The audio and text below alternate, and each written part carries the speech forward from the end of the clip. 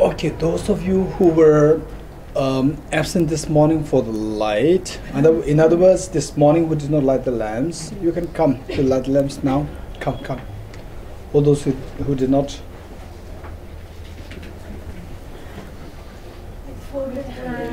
I beseech the Buddhas of all directions to shine the lamp of Dharma for all living beings. With folded hands, I beseech the Buddhas of all directions.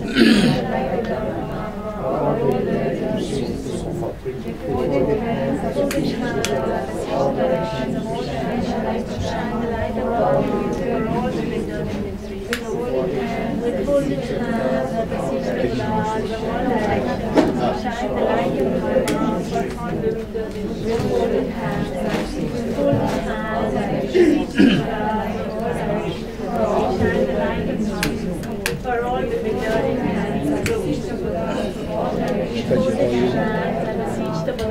of all directions. To shine the light of Dharma for all the living beings.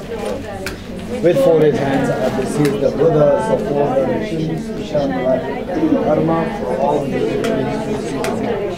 With folded hands, I beseech the Buddhas of all directions to shine the light of Dharma for all the living beings. With folded hands, I beseech the Buddhas of all directions to shine the light of Dharma for all the living beings. With folded hands, I beseech the Buddhas of all directions to shine the light of Dharma for all the living beings. For all the living beings, the Buddhas of all directions to shine the light of all directions, shine the light of Dharma for all the living beings. With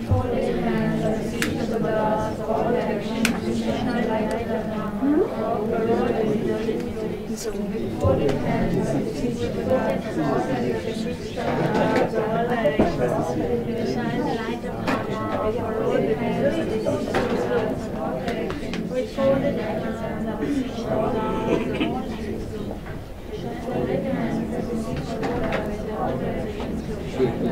Dharma for all the living beings. With folded hands, I beseech the Buddhas of all directions to shine the light of Dharma for all the living beings. With folded hands, I beseech the Buddhas of all directions to shine the light of Dharma for all the living Okay, is there anyone who did not light the lamp this morning or now? Anyone left now? Anyone? Yes, yes, yes. Anyone? More? Yes, we have three there. of all directions, shine like a Dharma for all the beings. With folded hands, I beseech the Buddhas of all directions, shine the light of Dharma for all the beings. With folded hands, I beseech the Buddhas of all directions, to shine the light of Dharma for all the beings. With folded hands, I beseech the Buddhas of all directions, to shine the light of Dharma for all the beings.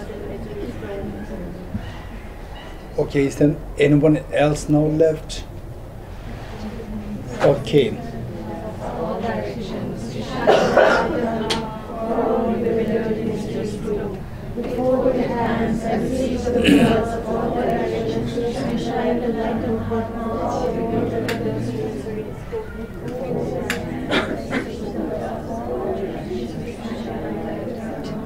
all the beings. With folded hands, I beseech the Buddhas of all directions to shine the light of Dharma for all the hidden mysteries glow. Okay, thank you. Please take your seats.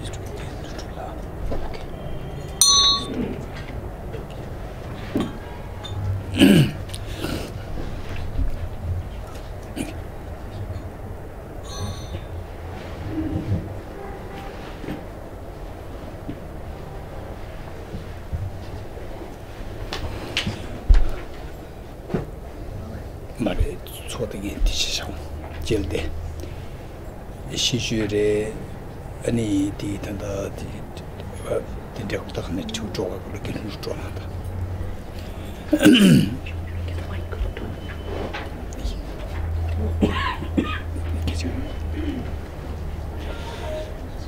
Okay,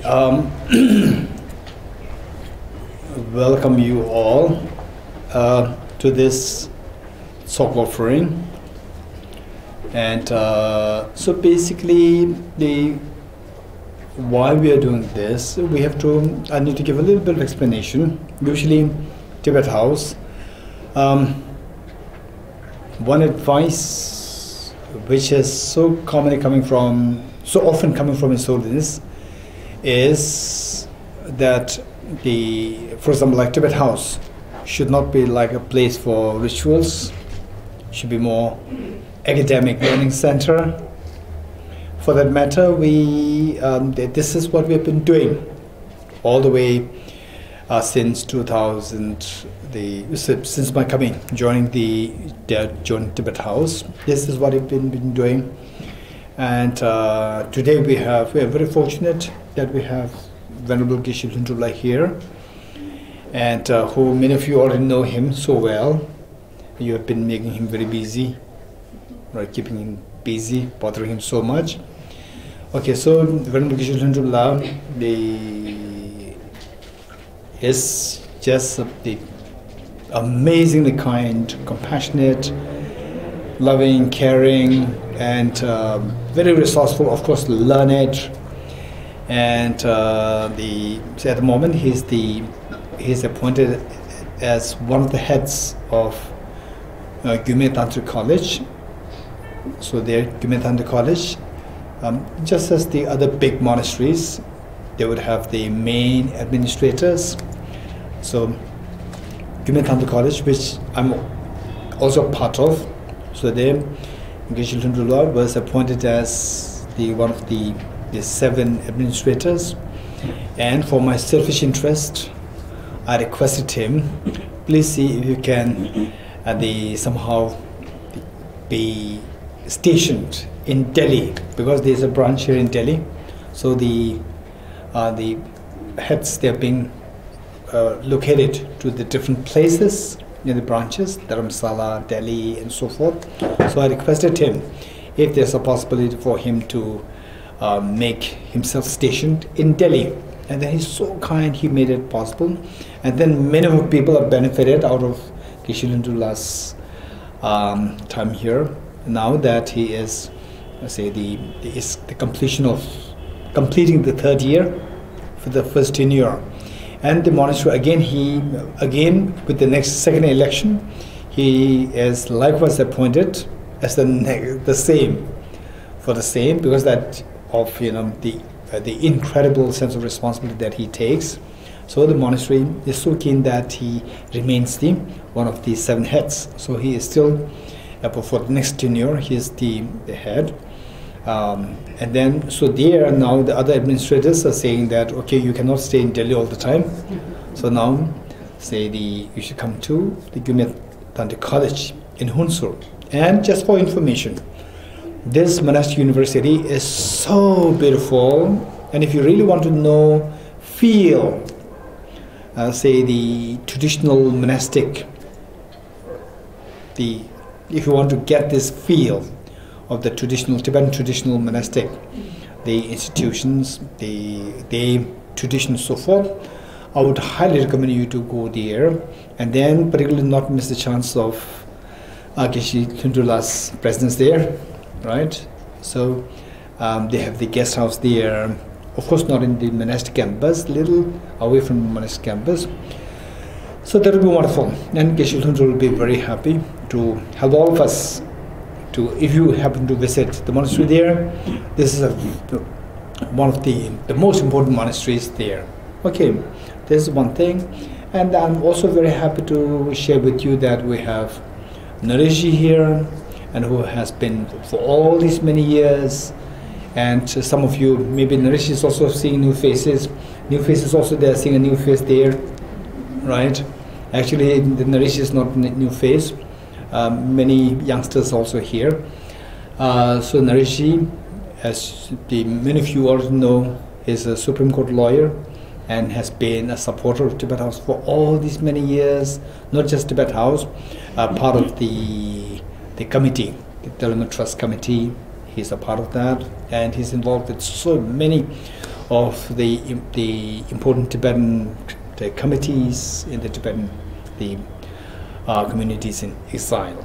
Okay, so we have there, and then we're also very happy that we have Tenzin Dejuna here, our Tibet House former secretary, and also although she's taking the back seat, but very dynamic and extremely dynamic. And when Tibet House was going through a very difficult phase, she really helped us. And then all the programs we see that it's of really high standard. It's all because of her efforts, so let's not forget that. And if you look at her, you won't believe that she's the one who already worked so many years. She's still very young, extremely young. You may think, okay, so we see that this is the coming together of all the wonderful people together. With such joy for us. And then why the Tsog offering? Tsog in Tibetan means accumulation. Tsog means accumulation. In general, technically or literally, it means accumulation. So now, if you say this Tsog for the Tibetans, native Tibetans, instantly to the mind, they will think of the accumulation of merit, accumulation merit in general, and then this performance. And then those who are a little more exposed, more learned, they will think about the accumulation of merit and accumulation of wisdom related to the path of accumulation. Now why we are doing this, as I said earlier, while the whole 99.9% of the efforts of Tibet House is primarily for, let's say, the encouraging academic studies of the philosophy and psychology. Meanwhile, the whole purpose for doing that is to make each one of us a better person, so that at least we don't contribute to the creating disturbance on this planet Earth. If not, that we are able to contribute to creating harmony, but for sure not to contribute to the creating greater disturbance on the Earth. So this basic thought that His Holiness has. And so meanwhile, given that these two things, the Nalanda Master's Course and Nalanda Diploma Course, these two things are something that if you think globally, we see that these two are great efforts and endeavors of Tibet House, and that so many people involved, not just who are coming here, but so many people total. They say if you keep in mind the people who enrolled. So now how many continued, still sustained to this. So this is one thing. Otherwise, who enrolled total is about both together is a little over 1,000. So which means that this number of people are connected who otherwise, if this program was not initiated, then this number of the people would not get this opportunity for the Nalanda's profound legacies. So given that this is a very important endeavor, obstacles are bound to be there. If you think carefully, somebody to complete class 12, somebody to complete PhD, and although there are thousands and thousands of people doing the class 10, class 12, then eventually somebody who really reach to that level of the PhD, the number is going to be so less.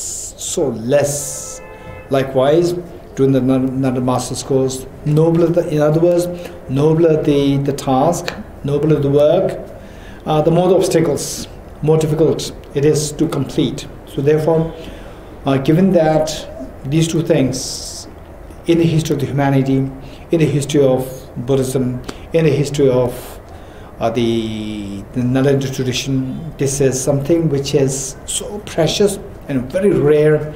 The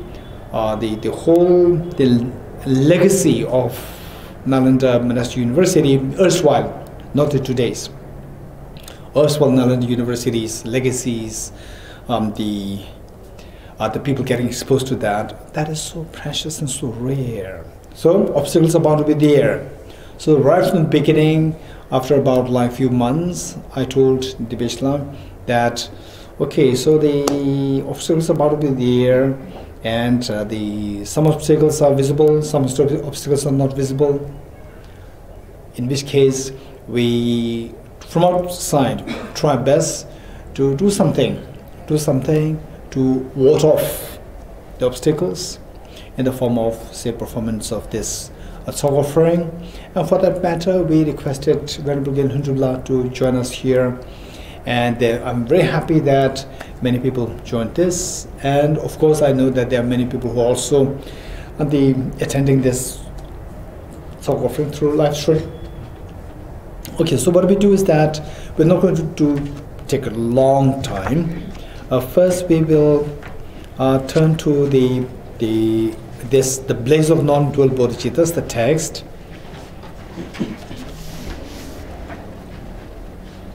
Okay.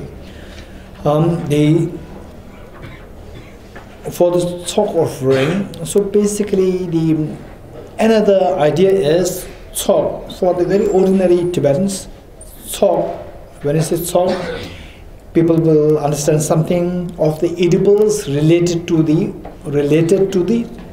offerings. Edibles to be offered to the Buddhas and Bodhisattvas. This is how many of the ordinary people ordinary Tibetan people will understand Tsog. So that is one part. The real Tsog is that the basic idea is that all what we are offering here, first we dissolve them, mentally dissolve them, see the true nature of everything that we are offering, which is emptiness. True nature of the offerings. We meditate on emptiness of the things that we're going to offer. Then once we meditate on emptiness, then what we do is that this emptiness, this wisdom of emptiness, and then of course some scholars will say the emptiness, not necessarily qualify this with the wisdom of emptiness. This wisdom of emptiness or the emptiness then manifests in the form of the heavenly or divinely delicacies, nature emptiness, and where the very experience, just experience it, and you will experience the infinite bliss and infinite joy.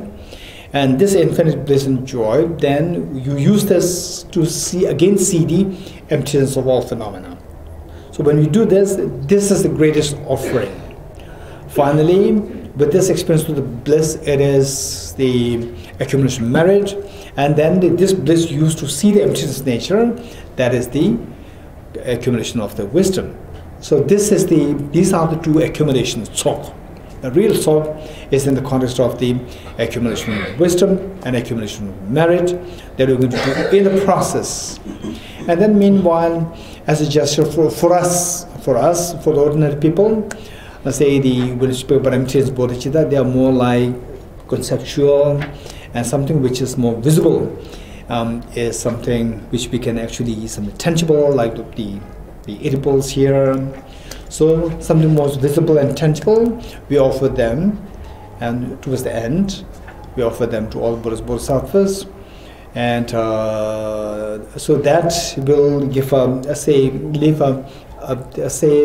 very vivid imprint of the ceremony. Meanwhile, linking us to the accumulation merit, and the merit, mainly bodhicitta, compassion, and the wisdom of emptiness. Okay, so with this in mind, let's begin setting proper motivation. Let us invoke all the Buddhist Bodhisattvas, particularly Buddha Shakyamuni, His Holiness the Dalai Lama, and then Arya Maitreya, Arya Manjushri, Arya Vajrapani, Arya Vajrapani, then Arya the Kishidagarpa, then Arya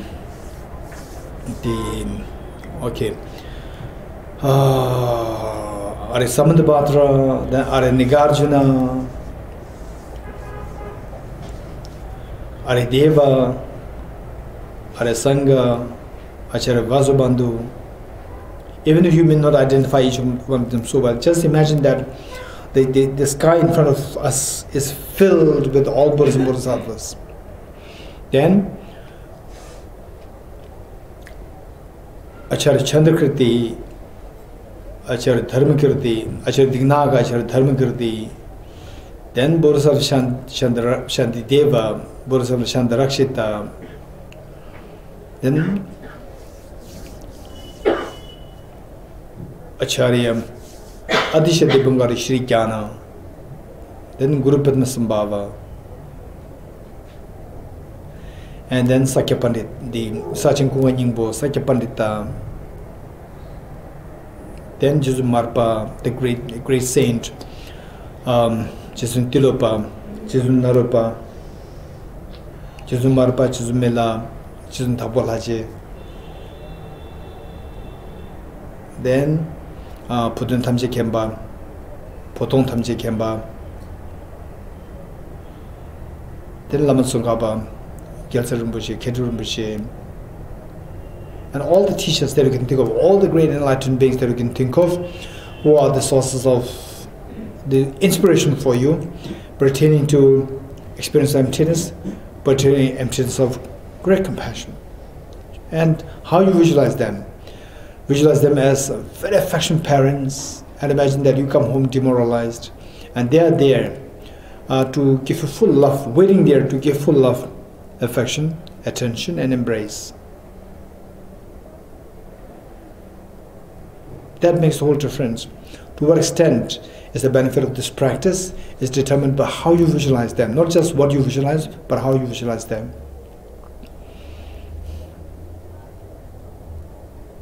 And even those who are online, you can also do the same visualization.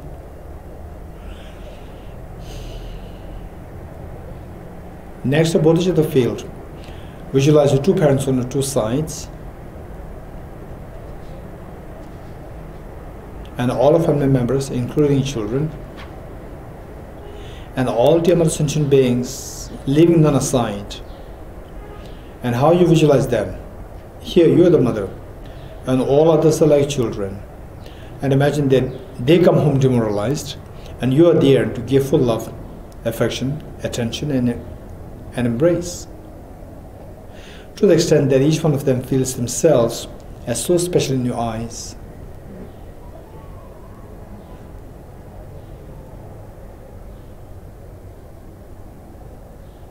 And the purpose of this practice is finally to ward off all the obstacles in this year pertaining to your study, reflection, and meditation of the precious bodhicitta, and the most beautiful mind of bodhicitta, and the most fearless mind of the wisdom of emptiness, supported by a single-pointed, very powerful single-pointed meditation.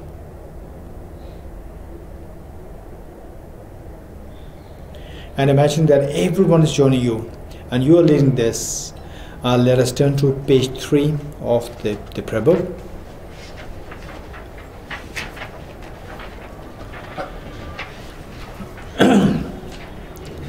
And as you recite this, just see how much you can say this wholeheartedly while the meanings are reflected. And used by great compassion, you taught the Immaculate Dharma to dispel all perverted views. To you, the Buddha Gautama, I pay homage.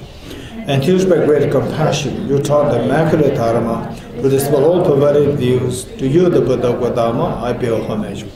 And used by great compassion, you taught the Immaculate Dharma to dispel all perverted views. To you, the Buddha Gautama, I pay homage. independent origination. There is no ceasing, no arising, no annihilation, no permanence, no coming, no going, no separateness, no sameness. I prostrate to the consummate of the Buddha, the supreme among all teachers, the one who taught this peace which is free of elaborations. I prostrate to the mothers of the hearers, the bodhisattvas and the Buddhas, who through the knowledge of all leads hearers seeing pacification, complete peace, who through the knowledge of past causes those have been migrated to achieve the aims of the world, and who through the possession of omniscience help subduers expound a variety of teachings. The one who has transformed into the reliable guide, motivated by altruism to benefit sentient beings, the teacher, Sugata, and protector to you make prostrations. The one who has eliminated the web of conceptualizations and is endowed with the divine bodies of the vast and the profound, who eternally shines forth the forever noble light rays, to you the Buddha make prostrations. I go for refuge until I'm enlightened to the Buddha, the Dharma, the Sangha. By my accumulations to the practice of giving and so forth, may I become a Buddha to benefit all sentient beings.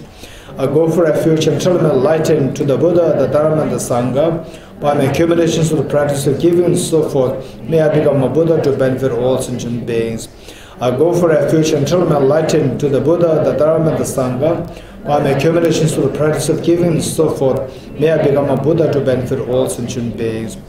Sangye Jula Tsoge Chonam La Chanjo Bardo Dane Gyabso Chi Age Jinso Gebe Tsonam Ge Tola Penje Sangye Drubara Ishu Sangye Jula Tsoge Chonam La Chanjo Bardo Dane Gyabso Chi Age Jinso Gebe Tsonam Choda Benjira Sangye Drubara Ishu Sangye Choda Tsoge Chonam Chanjo Bardo Dane Gyabso Chi Dage Jinso Gebe Tsonam Ge Choda Benjira Sangye Drubara Ishu.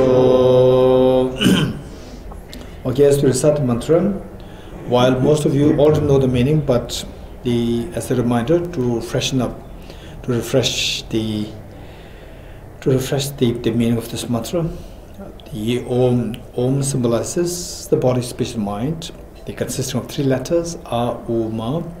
These 3 letters, they symbolize the body, speech, and mind of ours, and the body, speech, and mind of the enlightened beings, reminding us that as we recite this, that I should be transforming this very defiled body, speech, mind that I have into the fully awakened, pure body, speech, mind of the enlightened being. The next is how. Then, Ye Dharma Hetu Prabhava, knowing that all these mental defilements are the true nature within us, the Buddha nature. The seed of perfection is within us. Like the gold, when mixed with the soil, the gold is not visible, the glow is not there.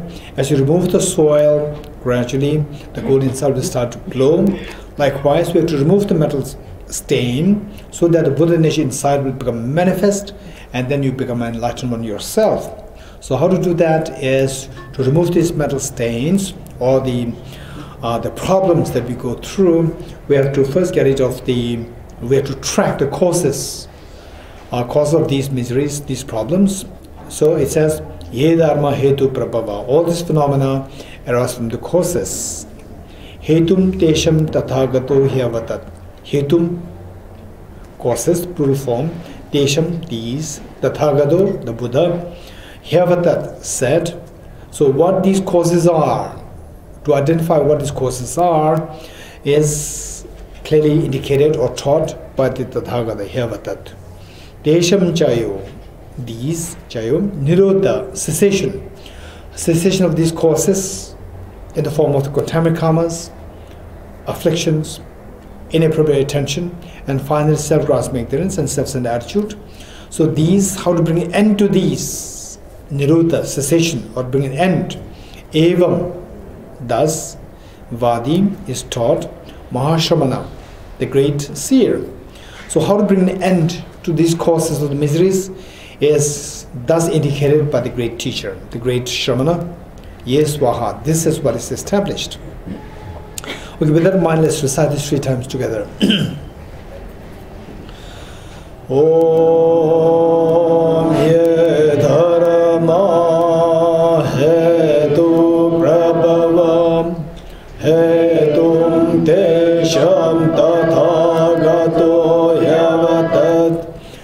Tesham Chayo Nirodha Evam Vati Mahashramanaye Swaha Om Ye Dharma Hetu Prabhava Hetum Desham Tathagato Yavatat Desham Chayo Nirodha Evam Vati Mahashramanaye Swaha Om Ye Dharma Hetu Prabhava Hetum Desham Tathagato Yavatat Desham Chayo Nirodha Evam Vati Mahashramanaye Swaha. All phenomena arise from causes. The causes are taught by the Tathagata, causes as well as taught by the great seer. Profound, peaceful, elaboration-free, clear light and non-composite, such is the nectar-like dharma I have discovered. Finding no one to fathom this teaching, in silence I return to the words. Beyond utterance, thought and expression is the professional wisdom, which is unborn, unceased and has the nature of space. It is the object of apprehension of self-realized wisdom. To you, the mother of the Buddhas of the three times are the obeisance. The Guru is the Buddha, the Guru is the Dharma, likewise the Guru is the Sangha. The Guru is the source of everything wholesome. I go for refuge in the Guru. By the sound of the vibrant drum of Dharma, please liberate all beings of miseries. I beseech you to kindly remain and give teachings until I enter the expanse of billions of aeons. The Buddha does not watch the negativities of beings, nor does he remove their miseries by his hands. His spiritual realizations are not transferred to them. It is by teaching the truth of the substance that the beings are liberated. With folded hands, I beseech the Buddhas of all directions to shine the light of the Dharma for all bewildered miseries gloom. If you are attached to this life, you are not a spiritual practitioner. If you are attached to samsara, you have no remnants. If there is grasping, you do not have the view. Okay, I'll quickly explain this. This is a very beautiful summary of the whole Dharma, written by Venerable the Sachin Kunyingpo, the founder of the Sakya tradition, which is so beautiful. So finally, the whole purpose of a life, if you really explore, we realize that we shun miseries and we look for happiness. When we shun miseries, we want to make our miseries zero. We want to have the happiness, the maximum. In other words, we want to get rid of all the suffering and acquire the maximum happiness. This is what everybody is seeking. So if this is your goal of in life, then any system that makes you to have these two things happen, to get rid of all the suffering, to acquire the maximum happiness, that becomes your dharma. So dharma, don't think of dharma as, oh, this is what I was born with, this is what is said by this, that, and so forth. Instead, finally, when we are born, we have no religion, we have no philosophy, but we know how to cry. We crave for the mother's milk, we crave for the warmth from the mother. Good thing about the thing, and then we want to get rid of the hunger and the thirst. So this is how we are born with. Then from this we can deduce that all what I'm seeking is to get rid of the suffering altogether, that I have no suffering anymore, and to have the maximum happiness eternally. This is what we are seeking. If this is what we are seeking, if you agree with this, then it says, if you attach to this life, you are not a spiritual practitioner, which means that if you attach to this life, then we never think of accomplishing these two goals. So the first beginning must be that we have to at least have the aspiration that these two goals are something that I need to keep in mind. For that person, the first thing should not be should not be forgotten. If you are attached to this life, you are not a spiritual practitioner, which means that it doesn't mean that you just quit your life or you just ignore this life. No, this life is very important, but being obsessively into this life, forgetting about preparing for the future life, and then forgetting the values, forgetting the compassion, these things will only destroy your peace of mind. Now somebody who's more sensible to, okay, these are two things, to get rid of all my suffering, to have the maximum happiness. How to get rid of all the suffering? It says, the second line, if you're attached to samsara, you have no renunciation. So one must have a genuine renunciation to get rid of all the suffering. So with this genuine renunciation, then all your fears can possibly be gone rid of. This is number 2. Number 3, to have the maximum happiness. If you're attached to your own self-interest, you have no bodhicitta. So maximum happiness will be attracted by the unconditional love of bodhicitta. So if you're attached to your own self-interest, you have no bodhicitta, which means that with this, you will not have the bodhicitta, you will not have the unconditional love, without which you will be distanced from the maximum happiness. So the 2 goals, line 2, line 3, these 2 stipulate what the 2 goals are and what kind of motivation can drive you there. Now the next is, if there is grasping, you do not have the view. How to materialize these 2 aspirations? Aspiration of the renunciation is to get rid of all the miseries by removing the afflictive obscurations. Then the aspiration of the bodhicitta, to have the maximum happiness, we need to have the aspiration of bodhicitta. So with this bodhicitta, what are you going to do? You have to get rid of the cognitive obscurations. These 2 obscurations, how to get rid of them fully, is through the wisdom. So line 4 says, if there is grasping, you do not have the view. So this is a summary of what the dharma is, how to wisely accomplish, how to wisely be kind to yourself. Okay, with that in mind, let's read this. If you are attached to this life, you are not a spiritual practitioner. If you are attached to samsara, you have no renunciation. If you are attached to your own self-interest, you have no bodhicitta. If there is grasping, you do not have the view. Okay.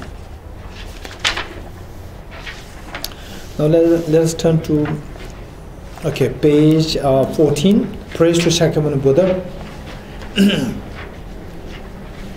A quick reminder. As we read this, this is actually a praise to Shakyamuni Buddha. It is not that if you praise the Shakyamuni Buddha, then he'll be happy, he'll give us the blessings.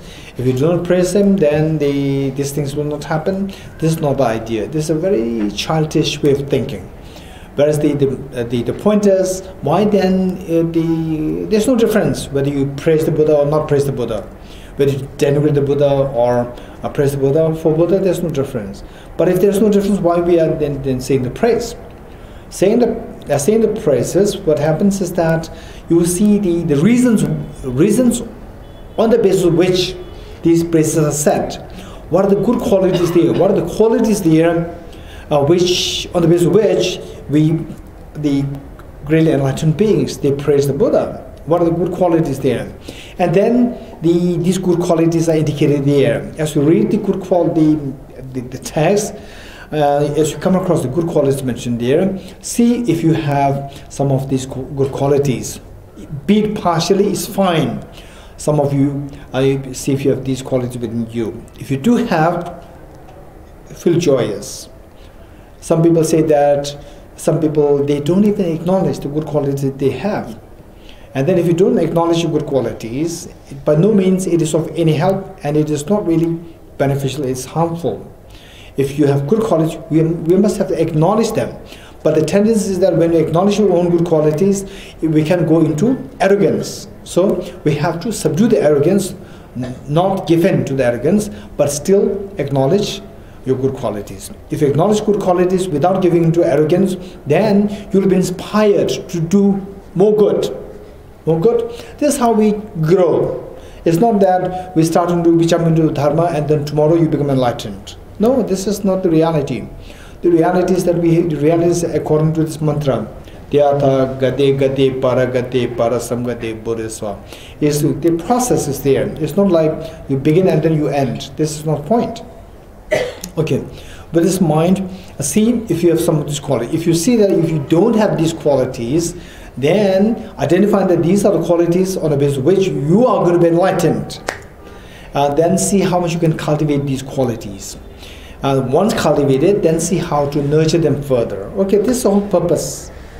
Okay. To the founder, the entire transcendent destroyer, the one gone beyond, the full destroyer, the completely perfected, fully awakened being, perfect and good conduct, Sugata, over the world, supreme God of human beings to be tamed, teacher of gods and human beings, to you, the completely and fully awakened one, the endowed transcendent destroyer, the glorious conqueror, the subdued from the Shakya clan, prostrate, make offerings and go for refuge. When, O Supreme amongst humans, you were born on this earth, you paced our seven strides, then said, I am supreme in this world. To you who are wise, then I prostrate. With pure bodies, form supremely pure, wisdom ocean like a golden mountain, fame that blazes in the three worlds, winner the best, Lord to you I prostrate. With a supreme science, face like a spotless moon, color like gold, to you I prostrate. Dust feel like you, the three worlds are not, incompatible wise one, to you I prostrate. The Savior having great compassion, the Founder having all understanding, the field of merit with qualities like a vast ocean, to you the Tathagata I prostrate. The purity that frees one from attachment, the virtue that frees one from the lowest realms, the one path, the sublime pure reality, to the Dhamma that pacifies I prostrate. Those who are liberated also show the path to liberation, the holy field qualified with realizations, wherein devoted to the moral precepts, to you the Sangha I prostrate. To not commit any non-virtuous actions, perform only perfect virtuous actions, subdue mind thoroughly, this is the teaching of the Buddha. A star, a visual aberration, a flame of lamp, an illusion, a drop of dew or a bubble, a dream, a flash of lightning, a cloud, see conditioned things as such. Through these merits may sentient beings attain the rank of all-seeing, subdue the four faults, and be delivered from samsara's ocean, perturbed by the waves of aging, sickness and death.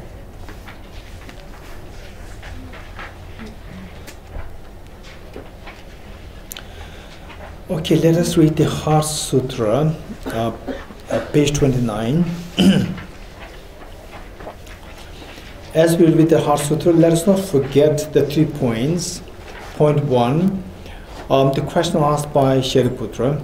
Point 2, response given by Avalokiteshvara.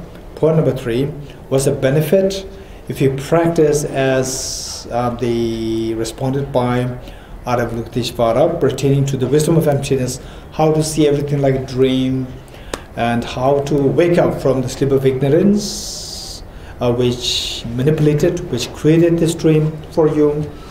Okay, so what's the benefit? The benefit is that by seeing the everything like a dream, just as when you wake up from the nightmarish dream, then the nightmare stops, the fear dissolves. Likewise, by seeing by having the wisdom of emptiness, when you wake up from the sleep of ignorance, all fears of samsara will dissolve. Okay, so these are 3 points that we are not to forget as we read this Heart Sutra. And while we recite this Heart Sutra, this is so precious for your information. Generally speaking, when we do any kind of empowerments, giving initiations, empowerments, there's a tradition of warding off the evil forces, and as a part of that there are specific rituals, specific prayers to say.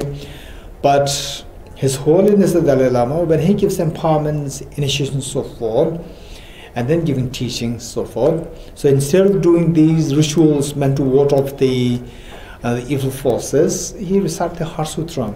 He asked the entire group to say the Heart Sutra 3 times, saying that there is nothing more powerful than Heart Sutra to ward off the evil forces, number 1. Number 2, that the Heart Sutra, meanwhile, it helps us implant an incredibly precious seed of the wisdom of emptiness within ourselves. So 2 purposes are being accomplished. So with that in mind, because it is so precious, let us not miss to bring into your visualization of your 2 parents. And some of you might have some difficulty with your parents. It doesn't matter. And the whole purpose of the Nalanda Master's course and Nalanda Diploma course is to make us realize, make us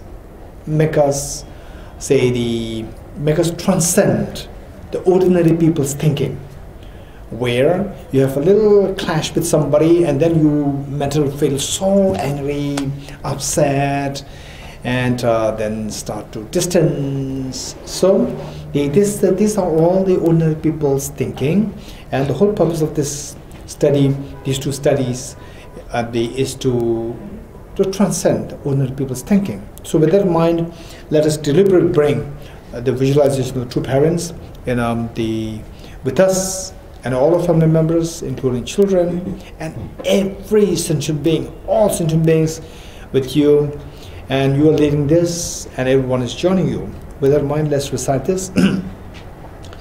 Prostrate to the Aristotle gem. Thus did I hear at one time the Buddha was dwelling on the mass of Valchis mountain at Rajgriha, together with a great community of monks and a great community of bodhisattvas. At that time, the Buddha was absorbed in concentration on the categories of phenomena called profound illumination. Also, at that time, the Bodhisattva Mahasattva Aravalokiteshvara looked upon the very practice of the profound illumination of wisdom and behold those five aggregates also as empty of inherent nature.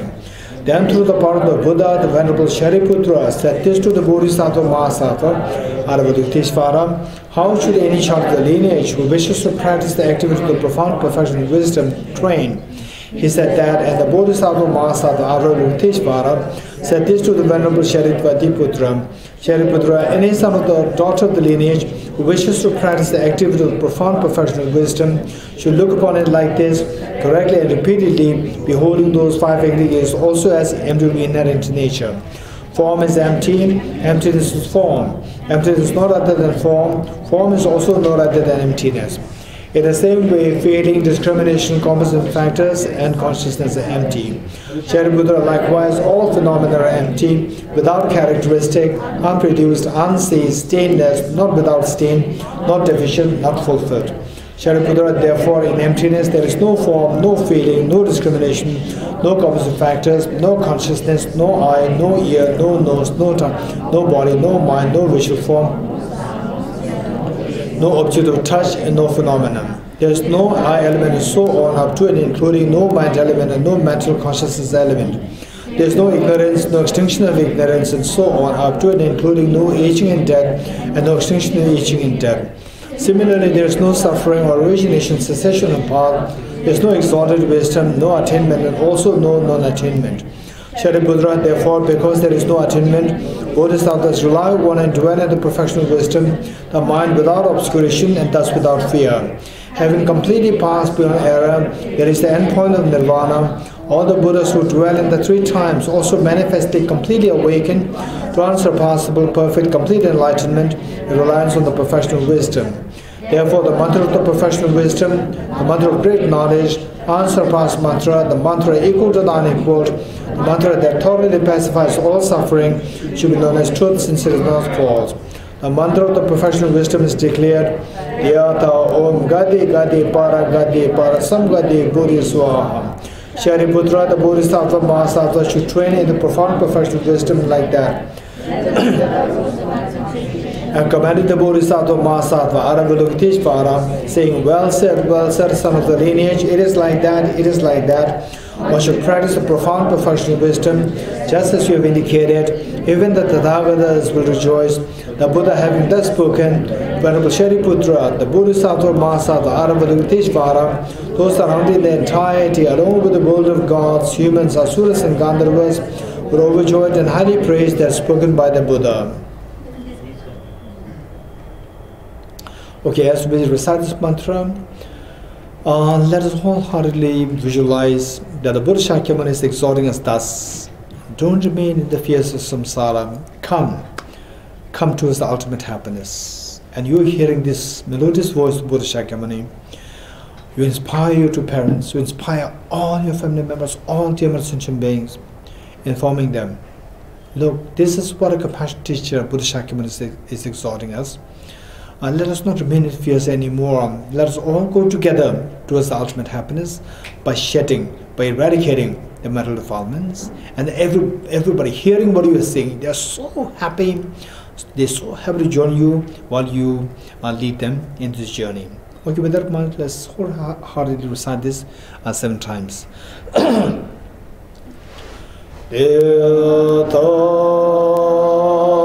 Om Gati Gati Paragati Parasamgati Bodhisvatyata Om Gati Gati Paragati Parasamgati Bodhisvatyata Om Gati Gati Paragati Parasamgati Bodhisvatyata Om Gati Gati Paragati Parasamgati Bodhisvatyata Om Gati Gati Paragati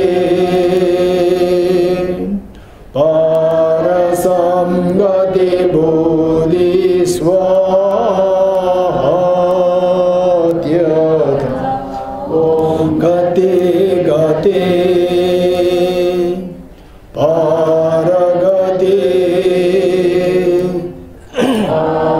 Parasamgati Bodhisvatyata Om Gati Gati Paragati Parasamgati Bodhisvatyata.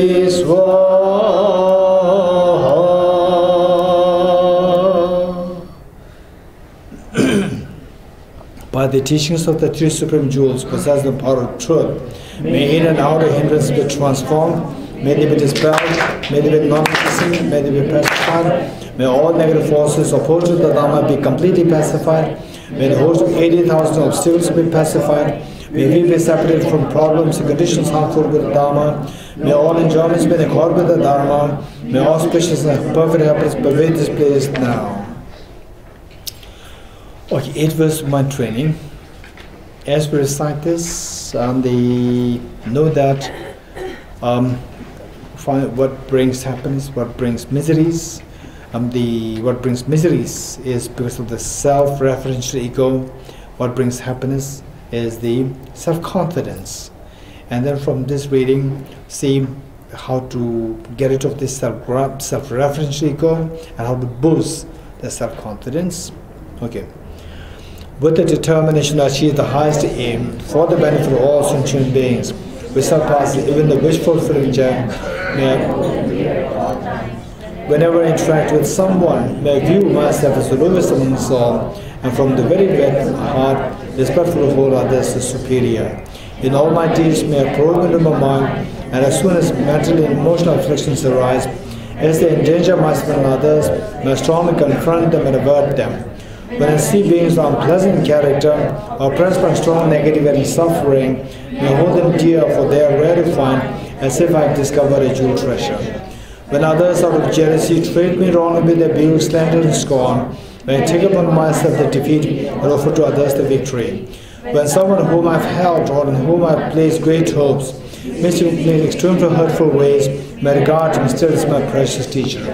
In brief, may I offer a benefit and joy to all my mothers, both directly and indirectly. May I quietly take upon myself all hurts and pains of my mothers. May all these remain undefiled by the stains of I to maintain all things as illusions, devoid of clinging, be released from bondage. For my 2 collections, vast space that I have amassed from working with effort at this practice for a great length of time, may I become the chief leading Buddha for all those whose minds wisdom are planted with ignorance. Okay, page 34, the 7 limb puja, 7 prayer. I bow down to the youthful Arya Manjushri, you lions amongst humans, gone to freedom in the present, past and future, in the world's 10 directions, all of you with body, speech and sincere mind, I bow down. With the energy of aspiration for the Bodhisattva way, with a sense of deep respect, and with as many bodies as atoms of the world, to all the Buddhas visualized as real, I bow down. On every atom of Buddhas, numberless as atoms, each amazes a host of Bodhisattvas. I am confident the sphere of all phenomena is entirely filled with the Buddhas in this way. With infinite oceans of praise, Buddhas, and celebrate all of you Sugathas. Beautiful flowers and regal garlands, sweet music, extended oils and parasols, sparkling lights and sublime incense, offered to you victorious ones. Fine dressed and fragrant perfumes, scented powder heaped high as Mount Meru, all wondrous offerings in spectacular array, offered to you victorious ones. With transcendent offerings, peerless and vast, with a profound admiration for all the Buddhas, with strength of conviction in the Bodhisattva way, offering bow down to all victorious ones. Every harmful action I have done with my body, speech and mind, overwhelmed by attachment, anger and confusion, all this I openly lay bare before you. I lift my heart and rejoice in all the merits of the Buddhas and Bodhisattvas in 10 directions, of solitary realizers here still training and those beyond, and of all ordinary beings. You who are the bright lights of worlds in 10 directions, who have attained the Buddhas of nations through the stages of awakening, all you who are my guides, please turn the supreme rule of Dharma. With palms together, I earnestly request you who may actualize Parinirvana, please stay with us for aeons, numberless as atoms of the world, for the happiness and well-being of all wanderers in samsara. Whatever slight merit I may have accumulated by making prostrations, offering and confessing, rejoicing and requesting that the Buddha stay and teach, I now dedicate all this for the full awakening of all beings. Okay, page 37, short material offering. So this material offering, just for information, some of you who may be new to this, is that the hand gesture, some of you know this, some of you may not know this. Okay, how many of you don't know this hand gesture? Just raise hands. Those who do not know. Okay, so somebody who knows can teach you. Gelindula will teach Gorilla.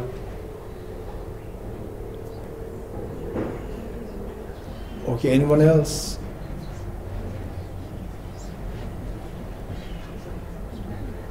Okay.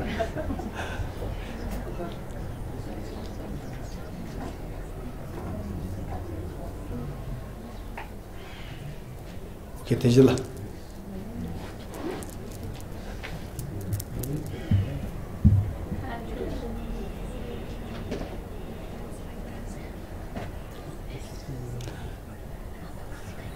Okay, Namgala. Right? Namgala, you should teach somebody.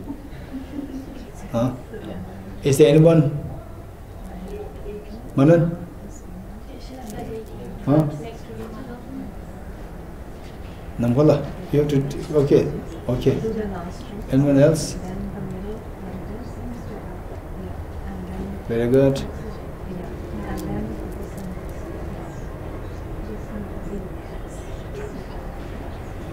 Okay. So particularly those who teach this, don't just make it happen, teach them. You understand what I'm saying? Right? If you make it happen, it's fine. One time, next time again they will ask you. If you teach them, then they will not ask you a second time. Right? So if it's so difficult to teach this, imagine how difficult it is to teach emptiness. Right? Okay. With this mind, we offer the mandala. So this, what we have, the central protrusion is Mount Meru, and the 4 sides are the 4 continents. 4 continents. Idea is the classical Indian, the cosmology. According to the classical Indian cosmology, this is what a part of the universe is. The part of the universe. It's not the full universe. part of the universe with the Mount Meru at the center and the 4 continents. But of course, this is not the reality. It doesn't matter, even if it's not reality, it's fine. What we are doing is that from our mind, we are expanding our mind to the extent that whatever good things that I have, that the world has, that the universe has, that I'm offering to all Buddhas and Bodhisattvas. This is the significance. This is the reason. So as long as you can do that, even though the universe doesn't exist like the way we depict it, it doesn't matter, it's fine. Right? So just imagine that visually you're offering the best thing that you have and the entire universe has to all Buddhas and Bodhisattvas, so that you receive their blessings in the form of bodhicitta, in the form of wisdom of emptiness, in the form of very refined single point of meditation. Okay, so with that in mind, they say this together. And again, everyone, all sentient beings are with you, and you are leading this, and everyone is joining you to offer this to all Buddhas and Bodhisattvas. This ground, adorned with perfumes, strewn with flowers, adorned with Mount Meru, the 4 continents, the sun and the moon. I imagine this is the Buddha felt and offer it. May all sentient beings enjoy this pure land. O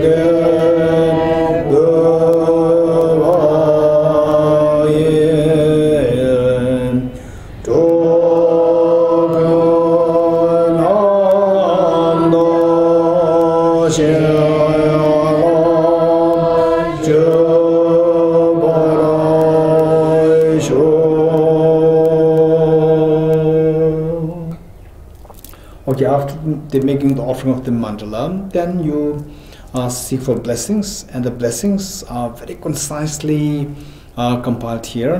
One in the form of the 4 dharmas of the Venerable Kambapa, and the set number 2 in the form of the 4 dharmas of the Venerable Bhikshu Mahasada. Second one was actually compiled from one of my teachers, the final legacies. Genlam Rimba, Venerable Genlam Rimba.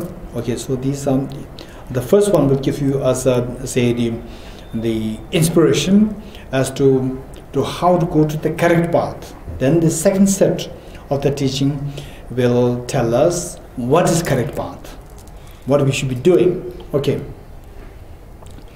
May I be blessed that my mind is directed towards the dharma.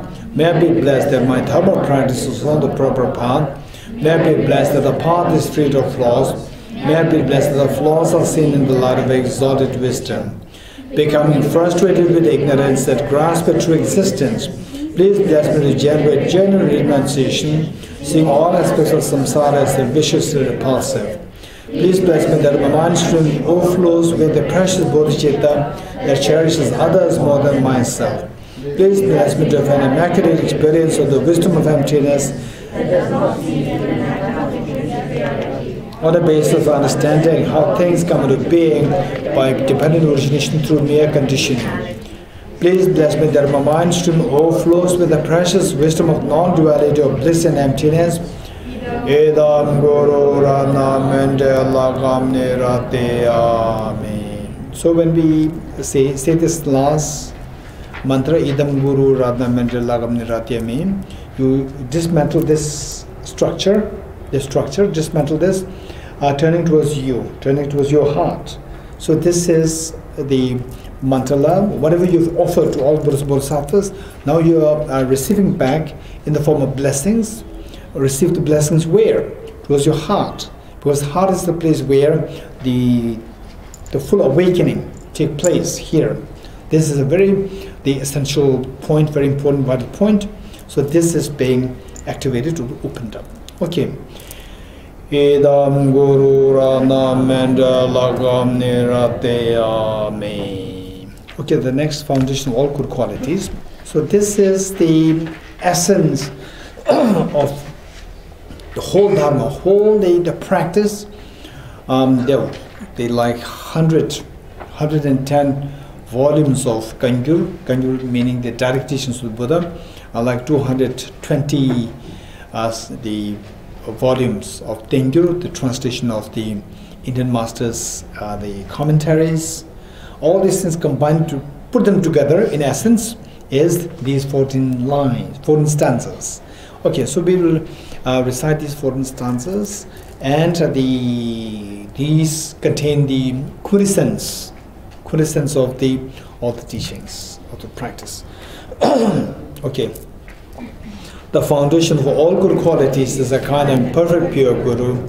Correct devotion to him is the root.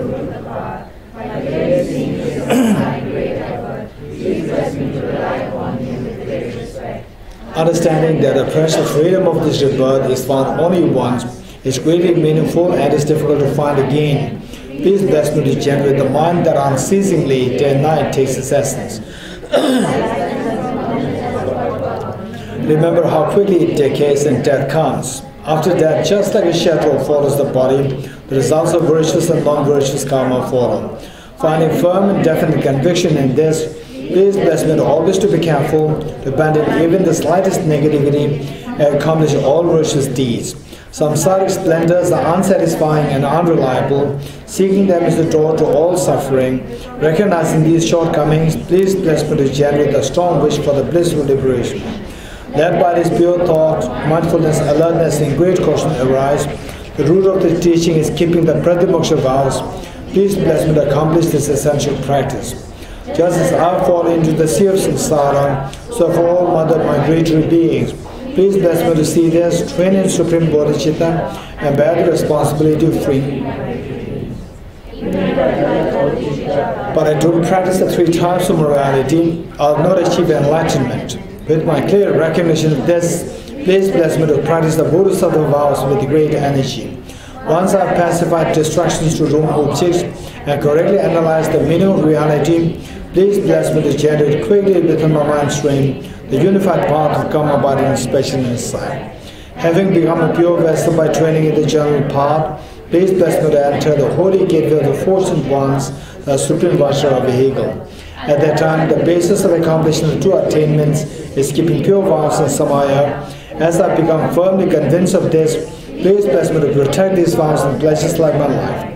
Then, having realized the importance of the 2 stages, essence of Vajrayana, by practicing with great energy, never giving up the 4 sections, please bless me to realize the teachings of the Holy Guru. Then may the Gurus who show the noble path and the spiritual friends who practice it have long lives. Please bless me to pacify completely all outer and inner hindrances. In all my lives, never separated from perfect Gurus, may enjoy the magnificent Dharma by completing the qualities of the stations and the paths, may could attain the state of Vajradhara. Okay, so now we will do the generating the mind of consummate yoga,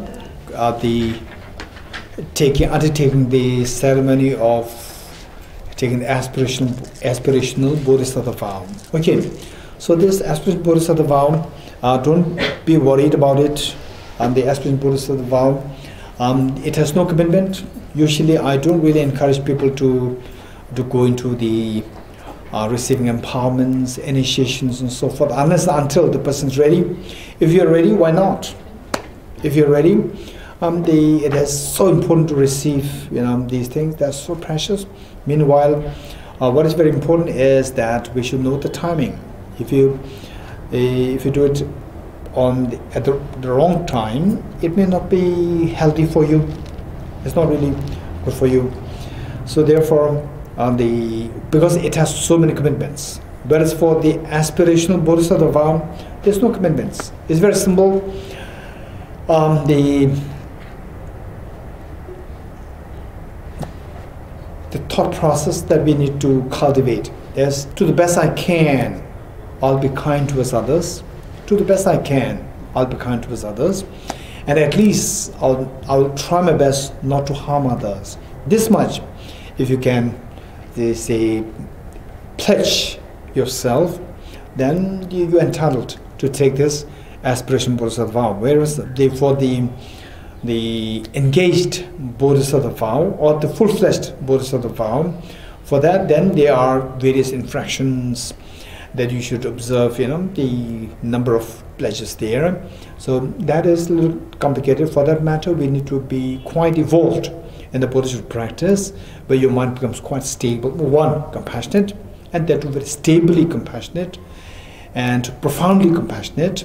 Then you will see that, yes, that I can commit. And once they say you take this, of course, that if you take it at the right time, that is so beneficial. The beneficial is manifold more. Benefit is manifold more. Whereas for this, the aspiration bodhisattva vow is so beneficial. Meanwhile, the commitment is there's no commitment. So therefore, it becomes so helpful for us, and it will be good if we can take this similar what we are doing now. You can do it at your own, in your own.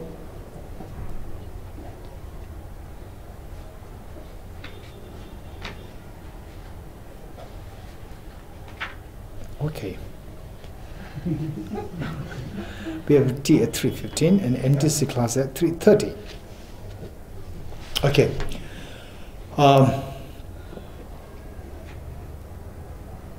It'll take a little more time.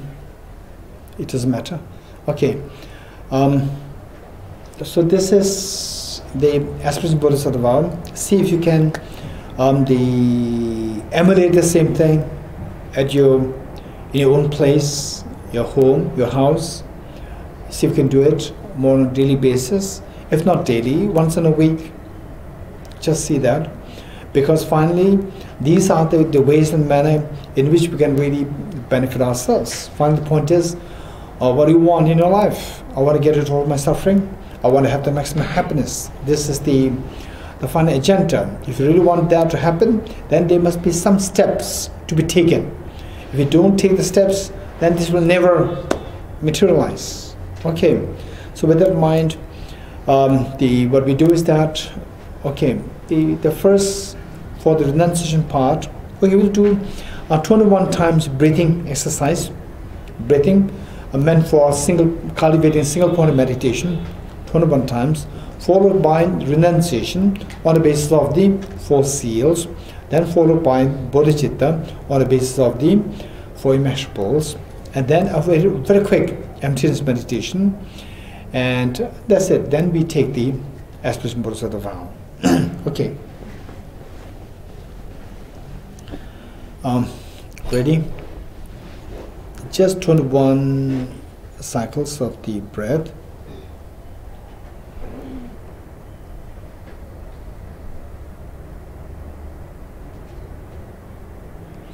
Okay, for this okay, we need to keep in mind 4 points. One is the body posture. For the body posture, say the sitting upright is so important. Upright, and yet the body must not be rigid, must be flexible, and the eyes should not be closed. Eyes half open, 45 degrees cast down. Eyes half open, 45 degrees cast down.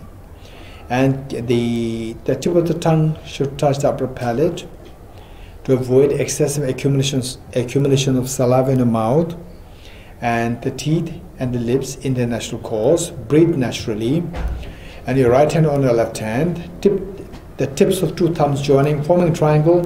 Place 2 hands on your laps in rested state. Use your body posture. Number 2 is what we're going to meditate. Focal point. We're going to focus on the tiny dot between your nose and the upper lip. Meanwhile, multitasking, counting your breath. Breathe in, breathe out. Breathe in, breathe out. We're going to do for like 21 times. 21 times. And then finally, number 3 and number 4, identify the errors of meditation. Where can we go wrong in a meditation? 2, mental excitement, mental scattering, and the mental laxity. Mind becomes very sloppy, sinking, and lethargic and heavy. So how to get rid of these two problems? By applying the remedies. Number 4. Remedies twofold: introspection and mindfulness. To make sure that our mind is to keep an eye on our own mind. This is vigilance or the introspection. If your mind is meditating or is in the thinking or is excited, should you see that your mind is excited or scattered or thinking, then apply the mindfulness. Bring the mind back to the intended object of the meditation. Okay, 21 times, ready?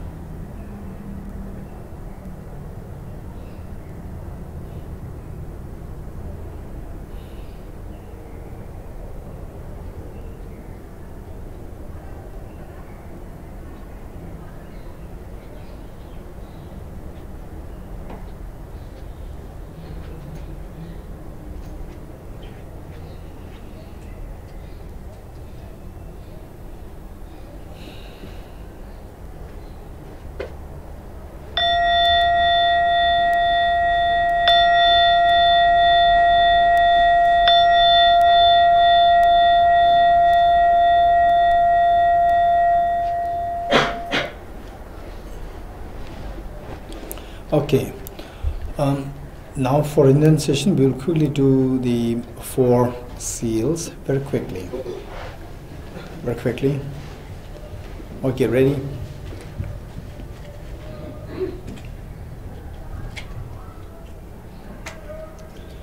Okay, it's going to be like a guided meditation. It's not going to be too elaborate. Try to make the most of this meditation, though very short. Make the most of this by trying to invoking the respective experiences to the best you can. Okay, renunciation. The meaning of renunciation is to renounce not your happiness, but to renounce your miseries. To renounce the miseries, we need to know how to renounce the causes of the miseries. Because the Buddha said, Ye dharma hetu prabhava hetum deshan dadagato. All these miseries, they arise from the causes. And the best way by which to identify and then remove the causes of the miseries is by reflection on the 4 seals. By rectifying the 4 misperceptions. The first one, all composite things impermanent.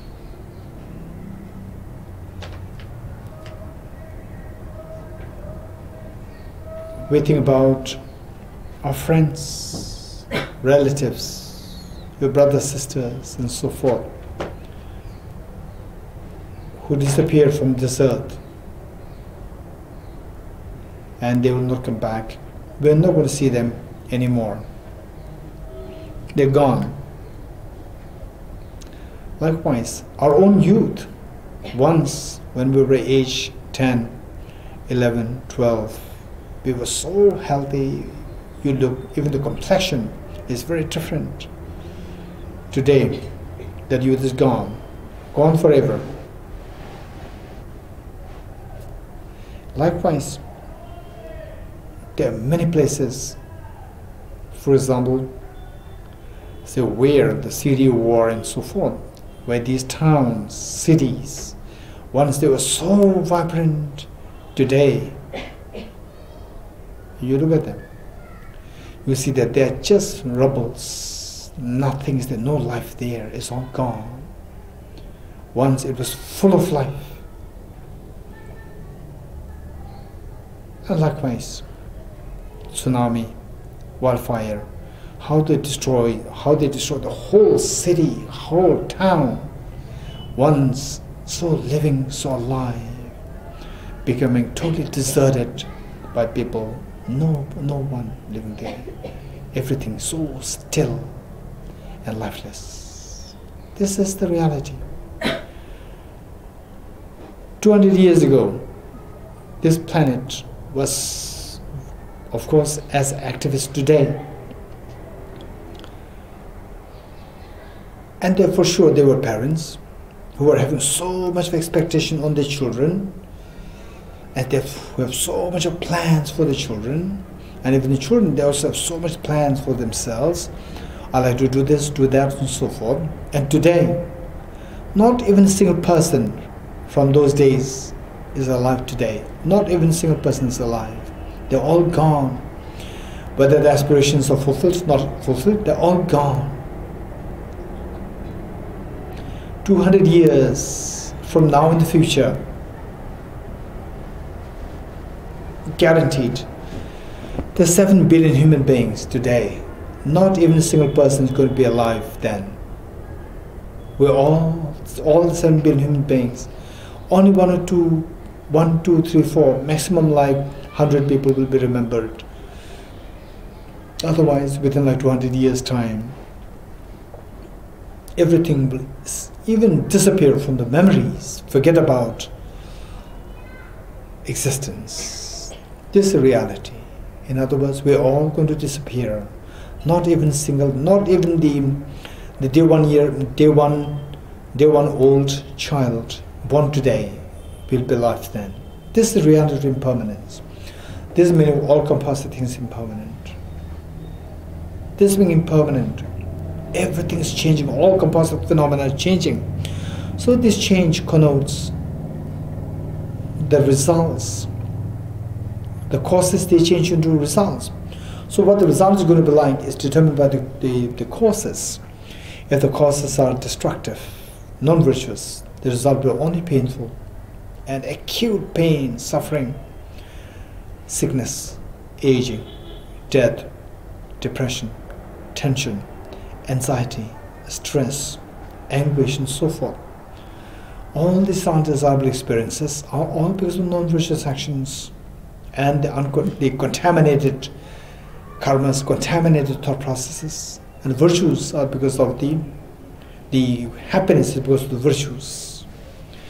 So we see that all contaminations, as long as we are under the sway of contaminations, only miseries will follow. And these miseries are so acutely painful.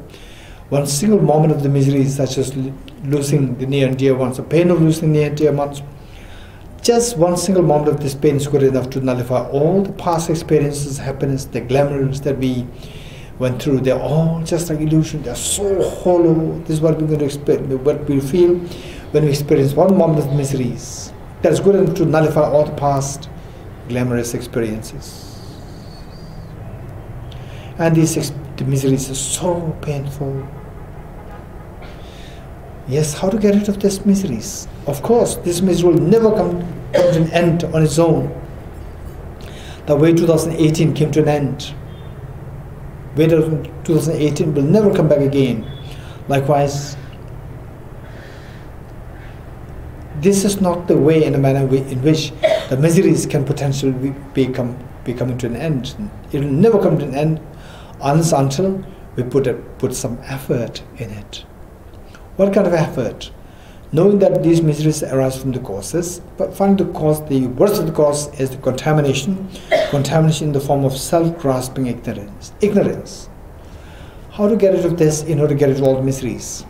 Ignorance is by definition the distorted mind whose apprehension of the object does not tally with the reality. So how to get rid of this? By introducing a counter force. To eradicate the darkness, it is only through introducing the light. Likewise, to eradicate the darkness of ignorance, it is only through introducing the light of the wisdom. What is this light of the wisdom? The wisdom, as per the definition, a discriminating mind whose apprehension of the object tells with the reality. What's the reality? The reality is everything's like a dream. Nothing really exists there from the object. Like the dream, a nightmarish dream, is so scary, so much of fear, nightmare going in you. The moment you wake up, all this nightmare, the fear dissolves. Knowing that the dream is dream, knowing that the dream is empty of being real. Likewise, this is how we need to see the reality. So, how to see this reality? Let us quickly meditate on the emptiness of oneself. Okay, what are you doing? I'm meditating. What is your body doing? My body is in meditative posture. Are you sure that your body is in meditative posture? Yes. Okay, how does it appear to you? From the object or like a dream your mind is creating it? Of course it's not like a dream. It's so solidly there. So solidly there, independent of my mind, nothing to do with my mind. Okay.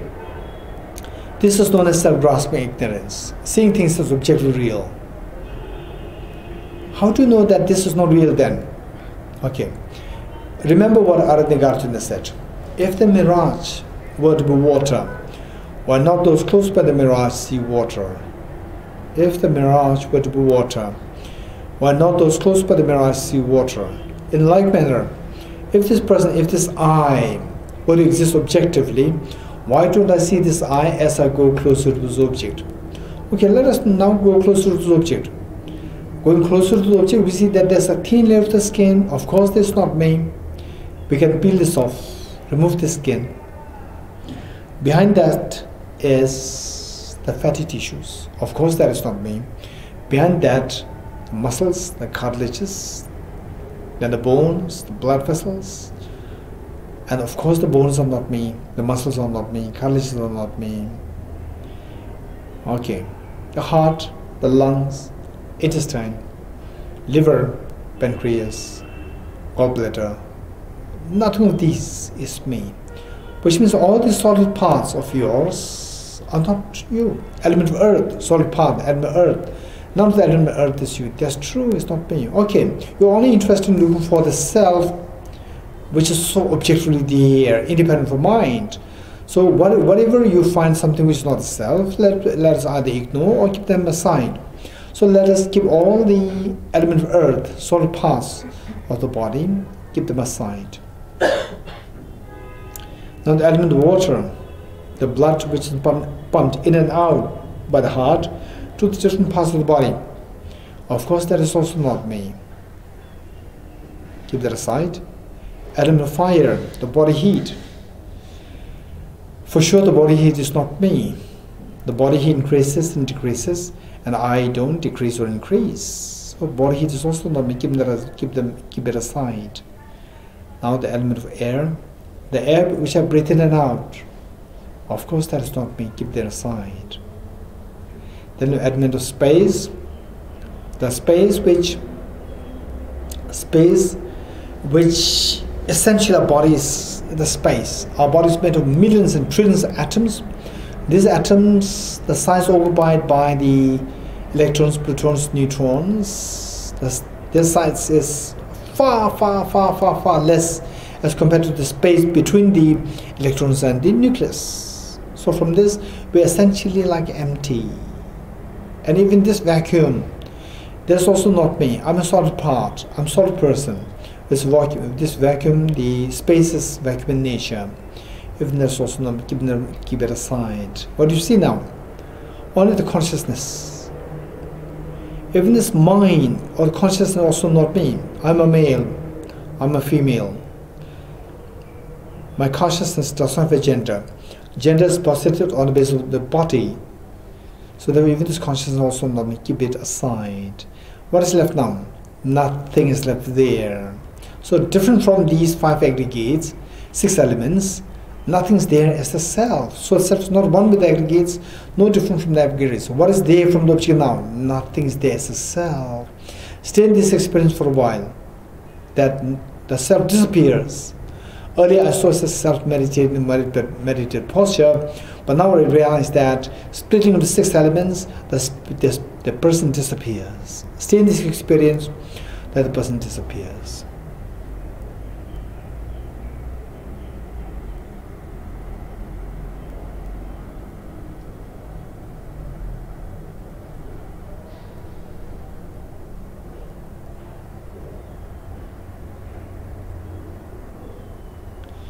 Okay, this is the meaning of the 3rd seal. Everything is the nature of emptiness and selflessness. What's the benefit of this?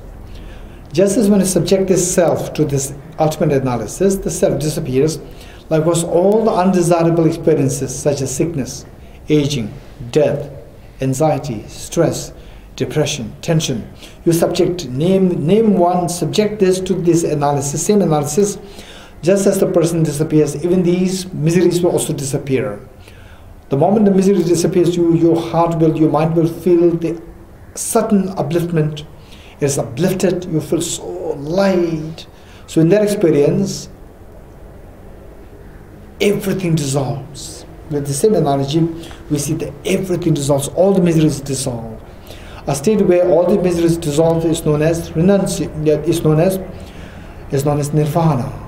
State of total liberation. Stay in this experience for a while.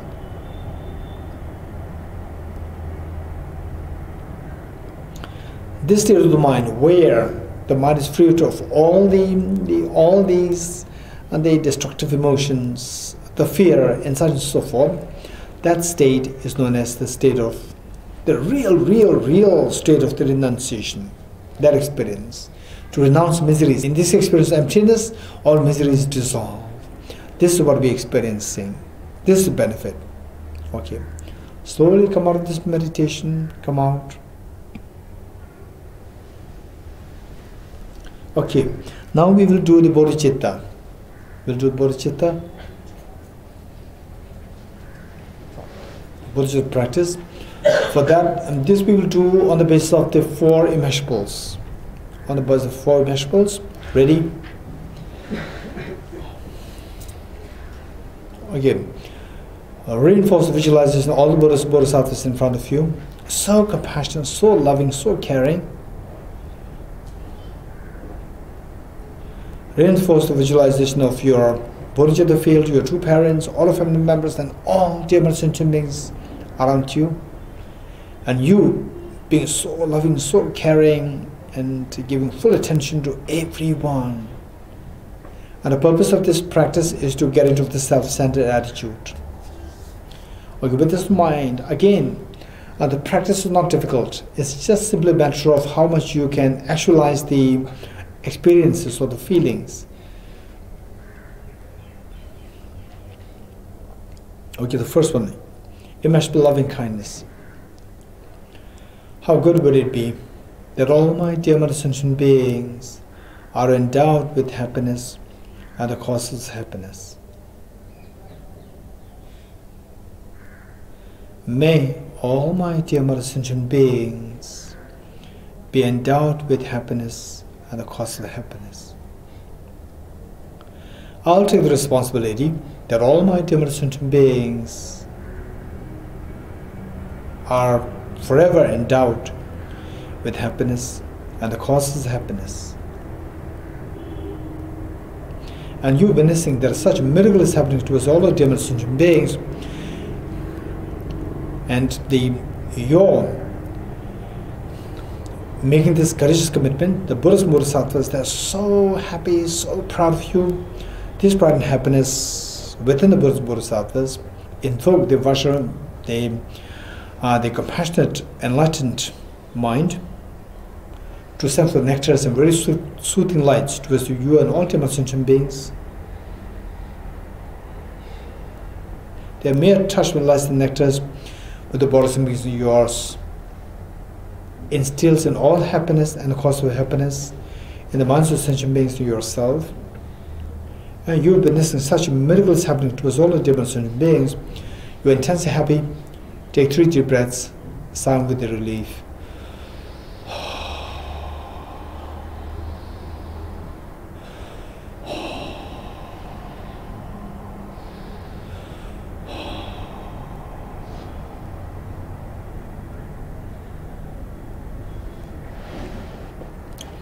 Immeasurable compassion. How good would it be that all my demon sentient beings are freed from suffering and the cause of suffering. May all my demon sentient beings be freed from suffering and the cause of suffering.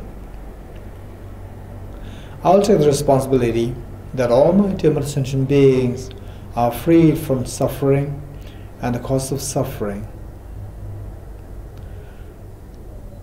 The Buddhas and Bodhisattvas, witnessing that you make such a courageous commitment, they are intensely happy and proud of you. This pride and happiness invoke the compassion of omniscient minds to send forth nectars and very soothing lights towards you and all demon sentient beings. The mere touch of lights and nectars with the bodies and beings of yours washes away all the miseries and the cause of miseries of the sentient beings in yourself.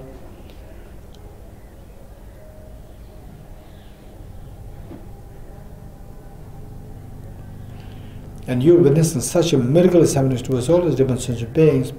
You're intensely happy. Take 3 deep breaths, sound with relief.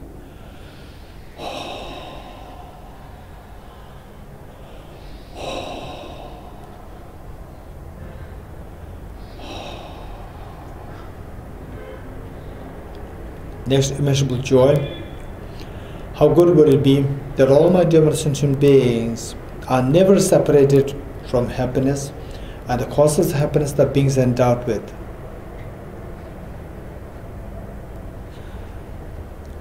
May all my demon sentient beings never be separated from happiness and the causes of happiness that they are endowed with.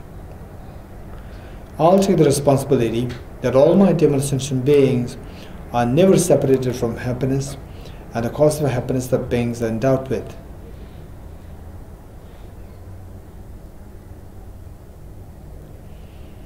And you're witnessing such miraculous happiness towards all the demon sentient beings. You're intensely happy. Take 3 deep breaths, sound with relief.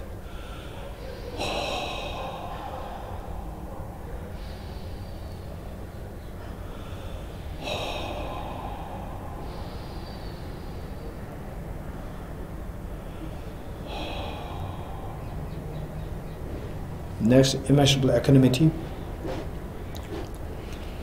How good would it be that all my demon sentient beings are freed from the biased attitude of excessive attachment towards some and aversion towards others. May all my demon sentient beings be freed from the biased attitude of excessive attachment towards some and aversion towards others. I will take the responsibility that all my demon sentient beings are freed from the biased attitude of excessive attachment towards some and aversion towards others. The Buddhas and Bodhisattvas, witnessing that you make such a courageous commitment, they are intensely happy and proud of you. This pride and happiness, the way the mother feels towards the child, after all these many years of hardship, the child, the eldest daughter, eldest son, aged just 12 or 13, come to the mother and tell the mother, "Mother, please take rest. You have done everything for us. I'm grown up now. I'll take care of all my siblings. You have done everything for us. We love you so much. The mother could not, after all these many years of hardship in raising her children, the mother could not believe her eyes and ears. She runs into tears out of joy. This is exactly what is happening to all Buddhas and Bodhisattvas. The tremendous happiness and joy that the Buddhas and Bodhisattvas experience invoke their compassionate omniscient minds to send for nectars of very sweet and light to you and all dear sentient beings. The mere touch will light the nectars with the Buddhas beings yours. Frees the beings from the wise attitude of excessive attachment to some and aversion towards others. And you witnessing such a miracle is happening to us all, O dear sentient beings. You are intensely happy. Take 3 deep breaths, sighing with relief.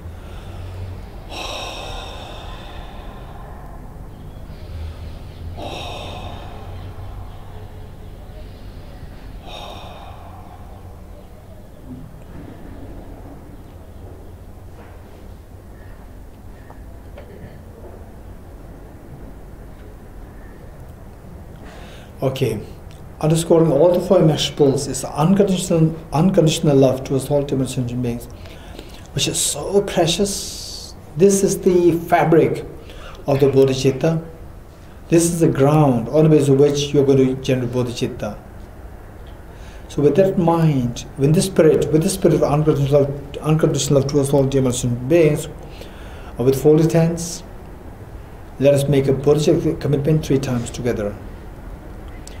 May I become Buddha for the benefit of all my dear mother sentient beings. May I become Buddha for the benefit of all my dear mother sentient beings. May I become Buddha for the benefit of all my dear mother sentient beings.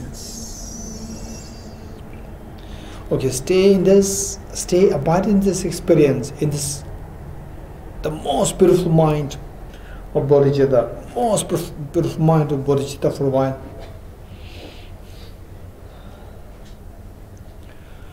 Okay, slowly transform this beautiful mind of bodhicitta into a spotlessly clean moon disk at your heart, horizontally sitting with the heart.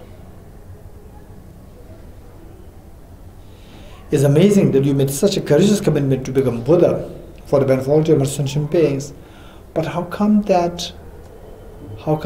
you say that you can achieve Buddhahood by, say, without the, say, handful of sand, however much you may put to squeeze it, no oil will come out of that. So likewise, how can it be possible think that the oil of the Buddhahood can come out? Yes, of course, I'm not like a handful of sand, I'm like a handful of sunflower seeds. I have the seed of perfection, seed of Buddhahood within us, within every sentient being, whether Buddhists, Hindus, Muslims, Jains, Christians, and the Sikhs, Baha'i, the whatever, even non-believers, everyone has the seed of perfection, the seed of purity, the Buddha, the seed of Tathagata Garbha, the seed of the Buddha natures within each one of us. But how come that is not activated till now? Since time immemorial till now? Yes, that's true. It's all because of the negligence. It's all because of my being deceived by the 2 demons, self-grasping, ignorance, self-centered attitude. Henceforth, I will not at all befriend 2 of them. These 2 are my worst enemies. I'm disillusioned by these 2 things. Yes, of course. Okay. Then there's a possibility there. So how am I going to get rid of these 2? By the very powerful remedy of the wisdom of emptiness. What's the wisdom of emptiness? Quickly retrieve the experience of emptiness that you meditated before. Emptiness of self. Okay, just quickly go into the 6 elements. Element of earth, the solid part of the body. Element of water. Element of fire. Air. Space. Consciousness. None of these 6 elements is me. That's true. Where is the self then from the object? Where is that different from these? Nothing is there. It's different. Nothing is there. It's a self different from the 6 elements. Where is this person now? Where is this person now? It disappears. It's just empty. Stay in this experience for a while.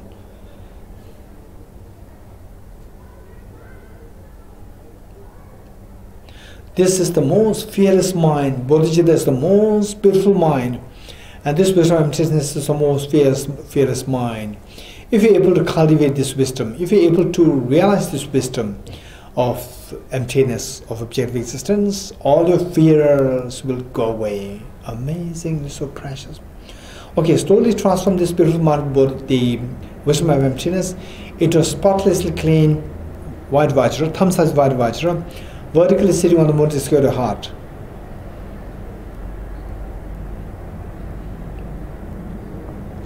It's amazing that you have the bodhicitta, the wisdom of emptiness, the moon symbolizing the conventional bodhicitta, and the Vajra symbolizing the ultimate bodhicitta. It's amazing that you have now these two things with you, guaranteeing that you're going to be freed of all the mental defilements, and they're triggered by the two worst contaminations: self-grasping, ignorance, self-centered attitude.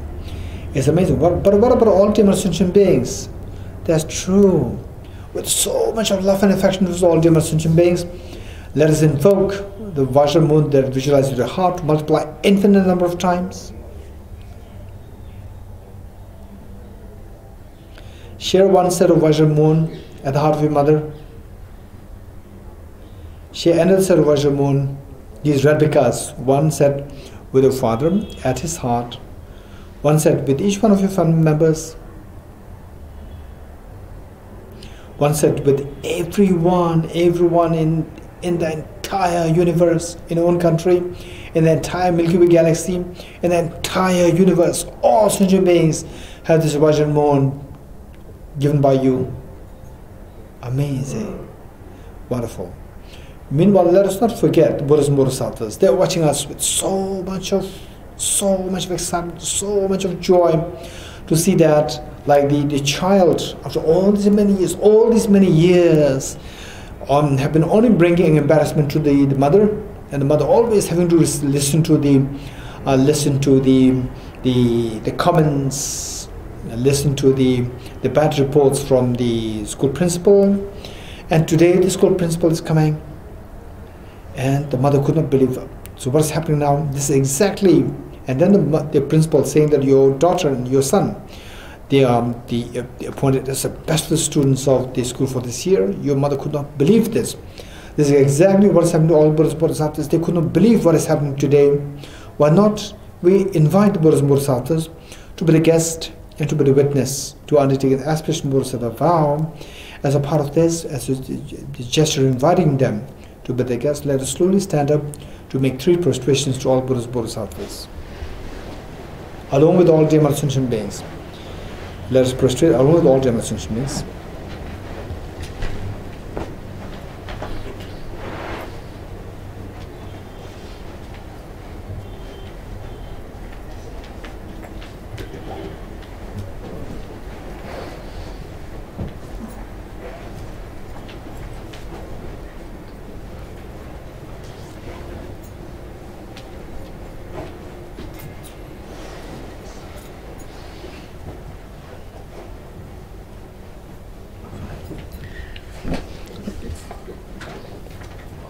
Okay, those of us who can sit on your knees, right knees, please sit on your right knees for this aspiration Bodhisattva vow.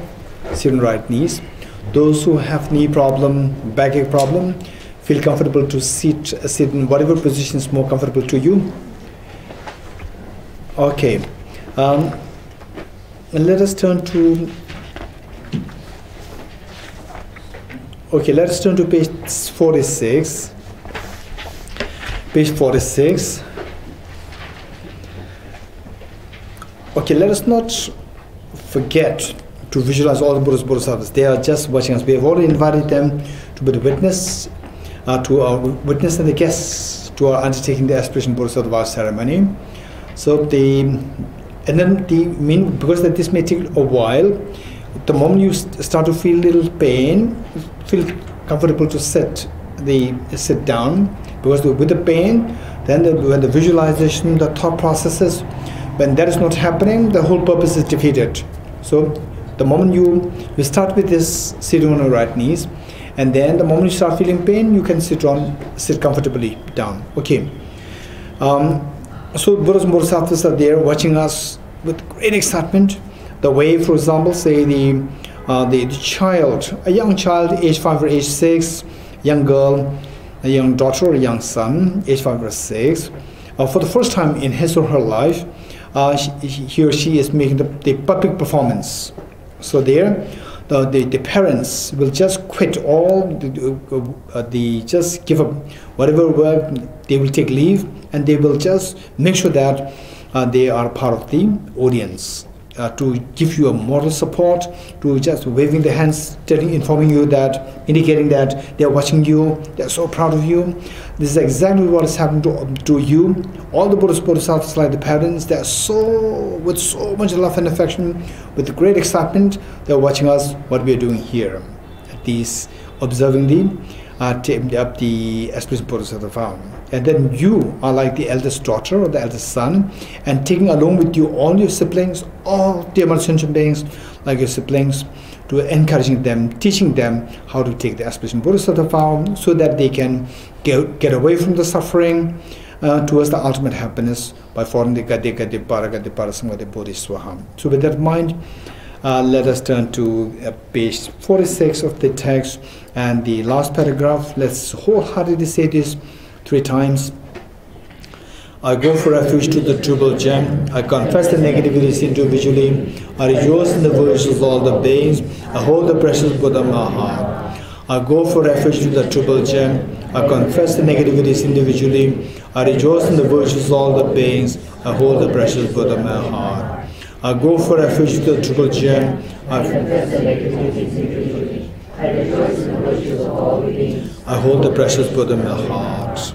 Okay, now the next 2 stanzas is the ceremony of taking the Aspiration Bodhisattva vow. So this, I'm going to quickly explain this. There are 2 stanzas there. Before these 2 stanzas, there is one line which reads, Gurus, Buddhas and Bodhisattvas, please pay heed to me. This is how we are invoking all the Buddhas and Bodhisattvas.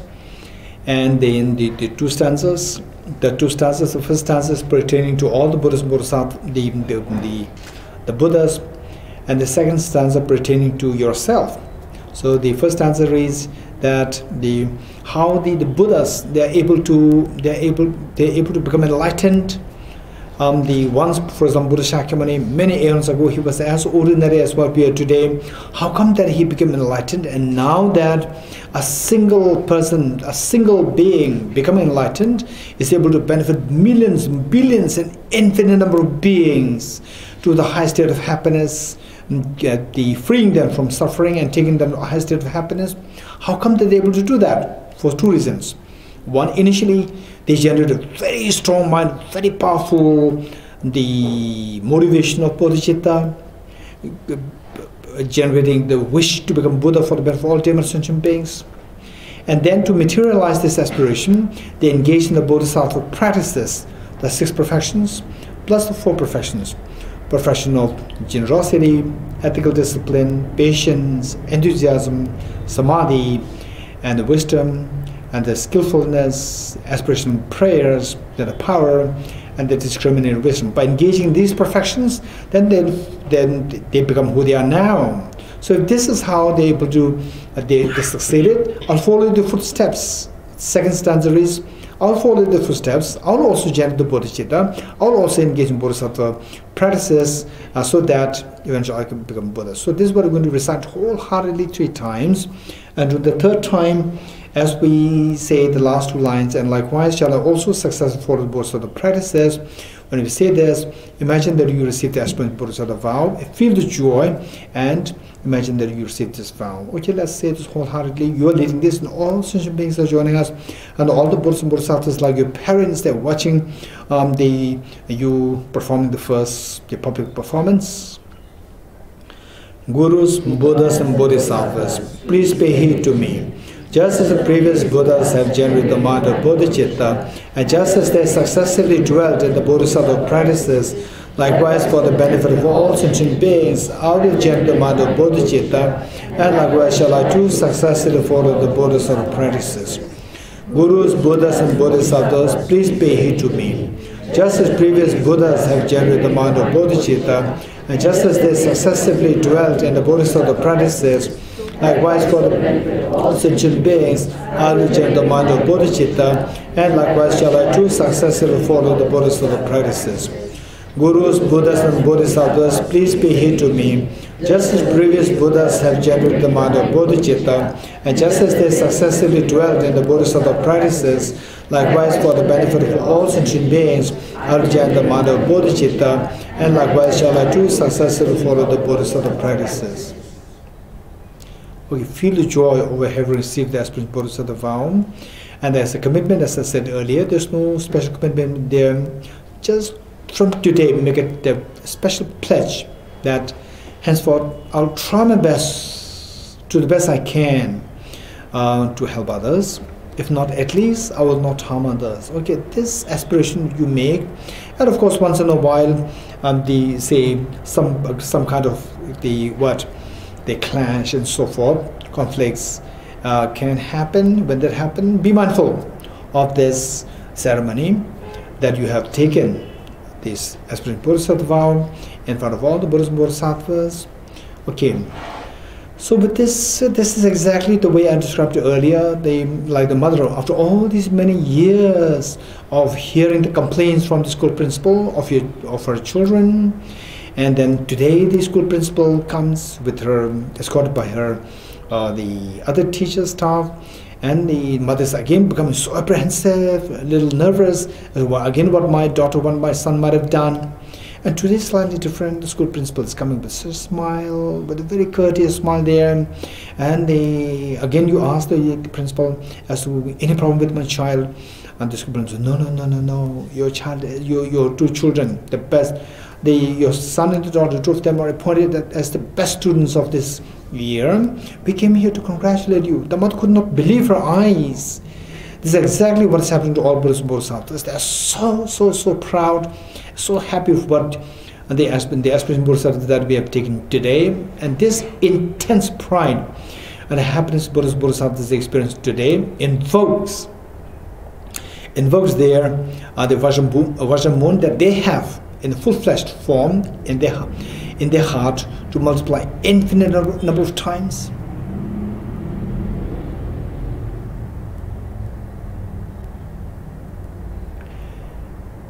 In barrage, like rain shower, these replicas of the Vajramoon from the hearts of the Buddhas and Bodhisattvas, they descend to merge with the one. They descend to merge with the one that you visualize at your heart. They merge, become non-dual, blessed, stabilized, and blessed. In the same way, in barrage, the replicas, all the millions, trillions, and infinite number of the replicas of Vajramoon from Buddhas and Bodhisattvas, they descend to merge with the one that you visualize at the heart of your mother, at the heart of your father, at the heart of each one of family members, including children,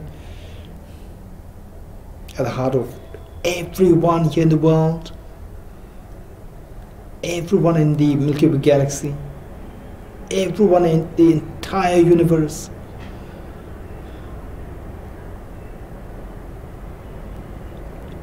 Is amazing. So the moon, symbolizing the conventional bodhicitta, that guarantees to eradicate the self-centered attitude within the minds of yourself and within the minds of all dear sentient beings. And the Vajra, symbolizing the wisdom of emptiness, guarantees that you're going to self-grasping ignorance is going to be eradicated from you and from all dear sentient beings, thereby guaranteeing that all the two demons, the worst of the demons, the two demons, self-grasping and self-centered attitude, are going to be eradicated completely, and that everyone, all dear sentient beings, are going to follow through this path of Gade and eventually experience the ultimate happiness. So this is today what have we done. So with this, of all the infinite the offerings that you can think of, offerings to be made to all Buddhas Bodhisattvas, this is the most beautiful offering of the Vajramoon, offering of the bodhicitta, conventional bodhicitta, and the ultimate bodhicitta of the wisdom of emptiness to all Buddhas and Bodhisattvas. And today you offer this, and this is the greatest of the gifts that you can possibly think of giving to all the dear sentient beings. Today you did it. It's amazing, amazing. What a joy! This is the greatest meaning of your life. Now you have found the meaning. Now each one of us, we have found the meaning of our life. This is the wise person. This is the meaning of be kind to yourself and be wisely kind to yourself. And today you did it. And this is all happening because of the kindness of all the Buddhas and Bodhisattvas. Let us, along with all Jayamata sentient beings, let us slowly stand up to make 3 prostrations, all Buddhas, Bodhisattvas, as a gesture of thanking them.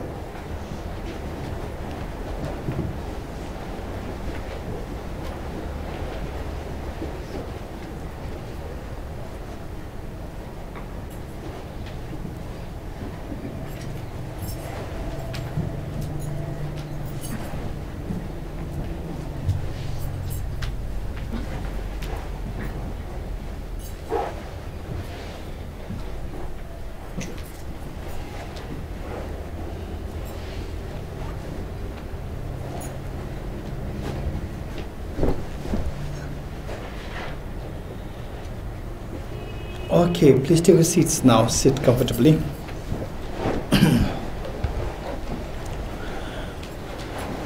So, all of us being a part of the Nalanda Master's course and Nalanda Diploma course, given that we are really very systematically and professionally going to the practice of Dharma to make the greatest sense of our life. So, this is so precious.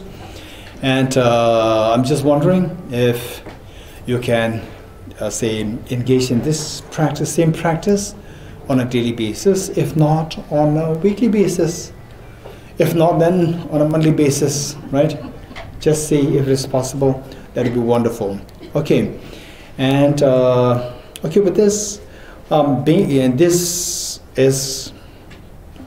life, we are very lucky to have met with this wonderful Nalanda teachings and the great legacies of Nalanda Masters. And then what about future lifetimes? So this life, bodhicitta, wisdom, emptiness is amazing. But about our future lifetimes, there are 2 things to keep in mind. One is, in the future lifetimes, to be connected with the Dharma. 1. Once connected, then how to go full swing into this Dharma. 2.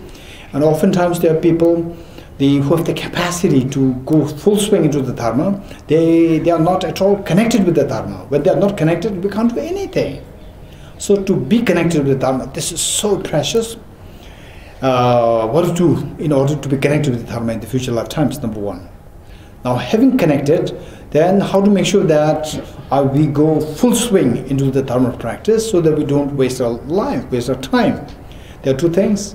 Oftentimes there are people who are connected with the Dharma. For example, almost like 99.9% of the Tibetans, and they say the half of the Ladakhis, and many of the Sikkimis, and the Kinnoris, then the Spitis, Lahore, super connected with the Dharma. Even in China, Japan, Vietnam, Korea, Cambodia, Malaysia, Thailand, then the Burma, Sri Lanka. Many people, they're all connected. Being connected, born the families, you're connected. But how many are going into, say, this path very meaningfully? How many? So less, so less. So therefore, there are 2 things. How to connect it? Connection must be created by very powerful prayers. So, the next stanza we're going to read is in order for us to be connected to this practice of the bodhicitta, wisdom, and emptiness in the future lives. Then the following stanzas extracted from the Bodhisattva Shantideva's Guided Bodhisattva's Way of Life. So these are for us to go into this practice full swing, with great intensity and the valor once connected in the future lifetimes. Okay, we'll say this 3 times all together. Throughout my future lifetimes, may I always be guided by the compassionate Buddha and be able to uphold the 2 precious bodhicittas even at the cost of my life. Throughout my future lifetimes, may I always be guided by the compassionate Buddha and be able to uphold the 2 precious bodhicittas even at the cost of my life. Throughout my future lifetimes, may I always be guided by the compassionate Buddha and be able to uphold the 2 precious bodhicittas even at the cost of my life. In order to further increase it from now on, those with discernment who have loosely seized and awakened the mind in this way should highly praise in the following manner. Today my life has borne fruit. Having well obtained this human existence, I have been born into the family of the Buddha, and now one of the Buddha's children. Thus, whatever actions I do from now on must be in accord with the family. Never shall I disgrace or pollute this noble and unsullied race. Just like a blind man discovering a jewel of a heap of rubbish, likewise by some coincidence an awakened mind has been born within me. It is the supreme ambrosia that overcomes the sovereignty of death. It is the inexhaustible treasure that eliminates all poverty in the world. It is the supreme medicine that quells the world's disease, wandering tired on the path of conditioned existence. It is the universal bridge that leads to freedom from unhappy states of birth. It is the dawning morn of the mind that dispels the torment of the disturbing conceptions. It is the great sun that finally removes the misty ignorance of the world. It is the quintessential butter from the journey of the Nalanda Dharma.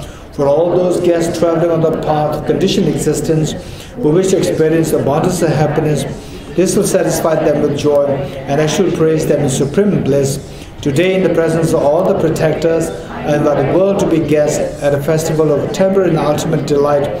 May gods, demigods, and all be joyful. Okay, now we will do quickly do the Tsog offering.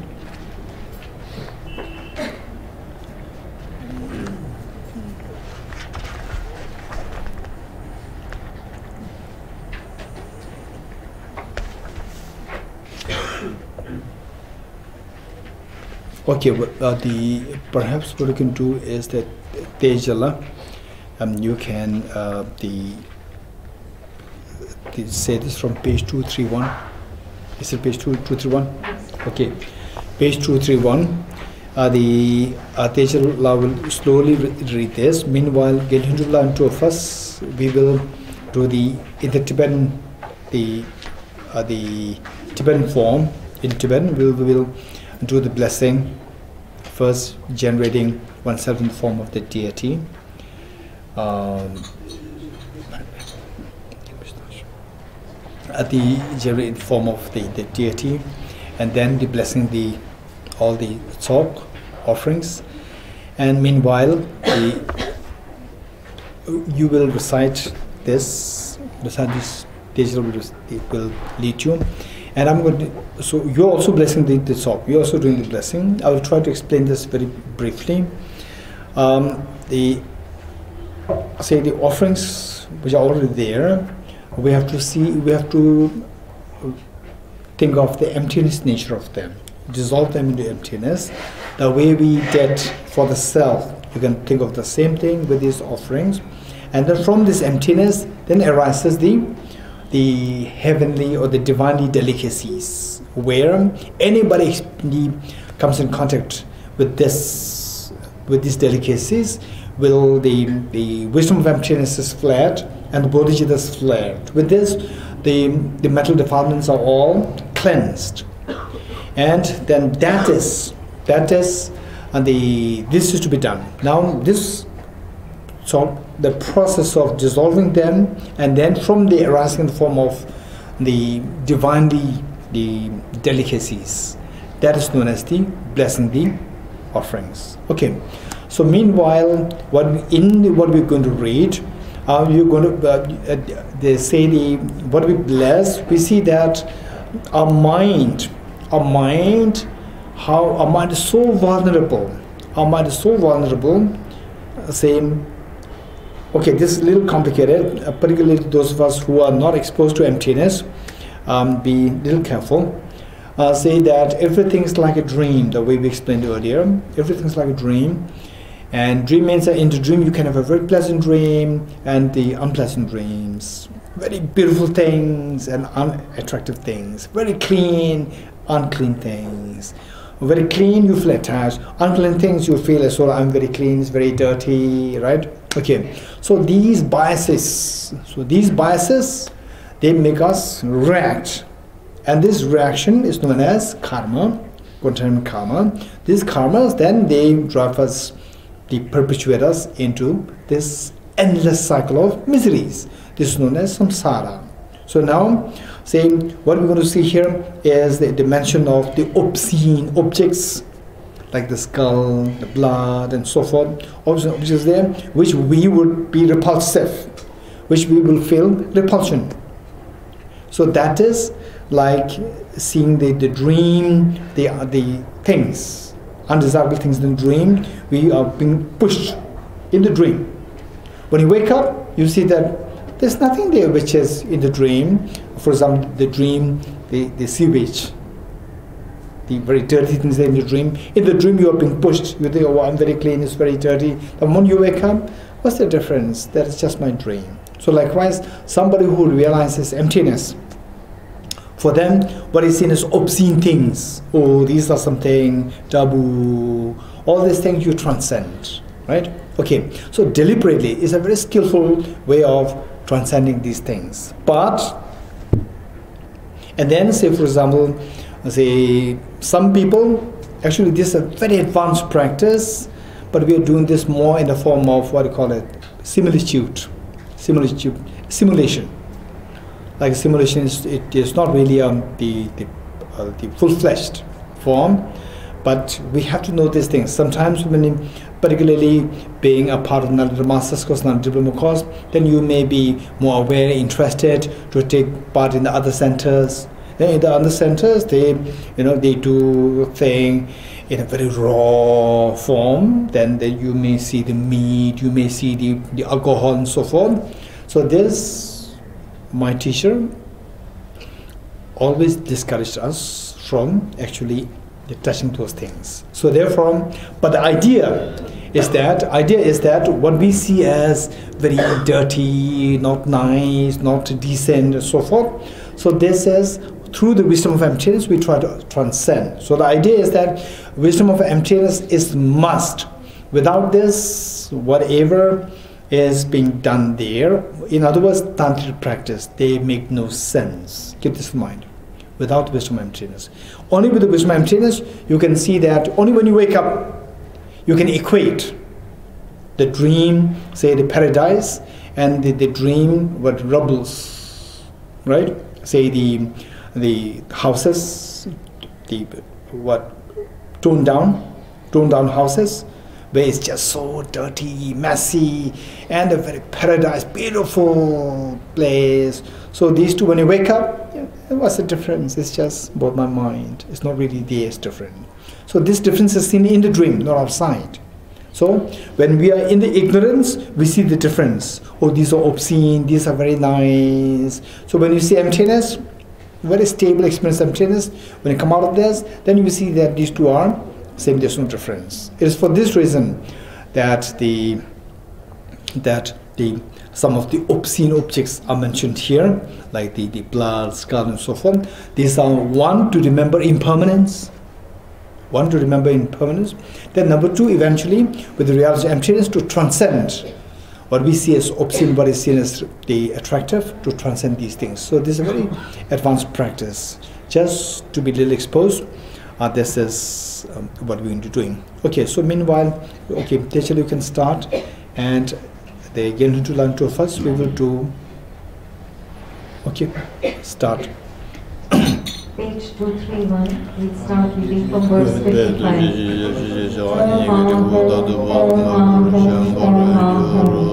Pure clouds of outer, inner and secret offerings, objects that bind us closer and fields of vision, pervade the reaches of space, earth and sky, spreading out beyond the range of thought. In essence, they are pristine awareness. In aspect, the inner offering and the various objects of offering. Their function is to generate the extraordinary pristine awareness of emptiness and bliss as objects to be enjoyed by the six senses. Kimaho, in the grand play of pristine awareness, all places are Vajra fields, and all structures majestic Vajra palaces. Oceans of clouds of Samantapadra offerings below forth. All objects are imbued with the glories of all wishes. All beings are actual Veeras and Virinis. There is not even the word impurity or flaw. All is but infinitely pure.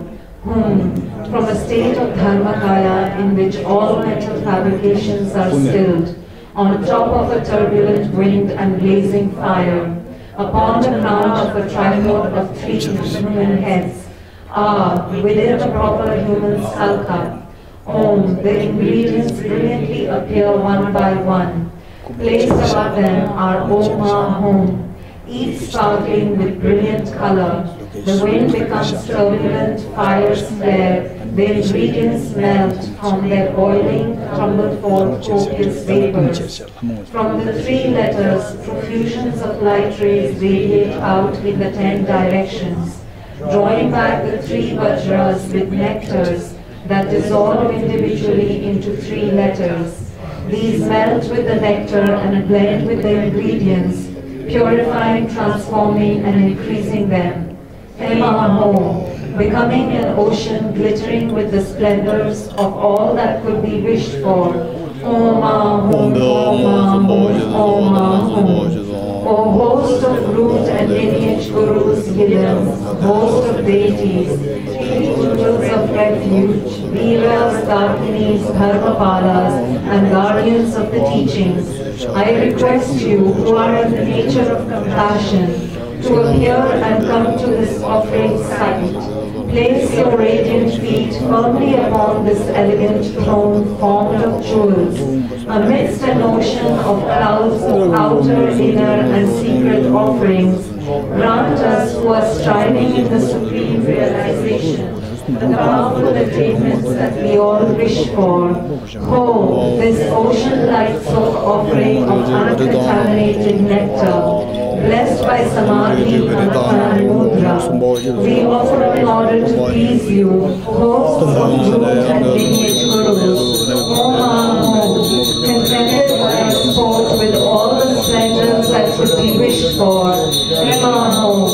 Please let fall a great rain of blessings, blessed by concentration, mantra, and mudra, this ocean-like soap offering of spotless nectar. I offer for your delight assemblies of root and lineage gurus, satisfied by enjoying an abundance of all you wish. I beg, let fall a great rain of blessings, blessed by concentration, mantra, and mudra, this ocean-like soul offering of spotless nectar.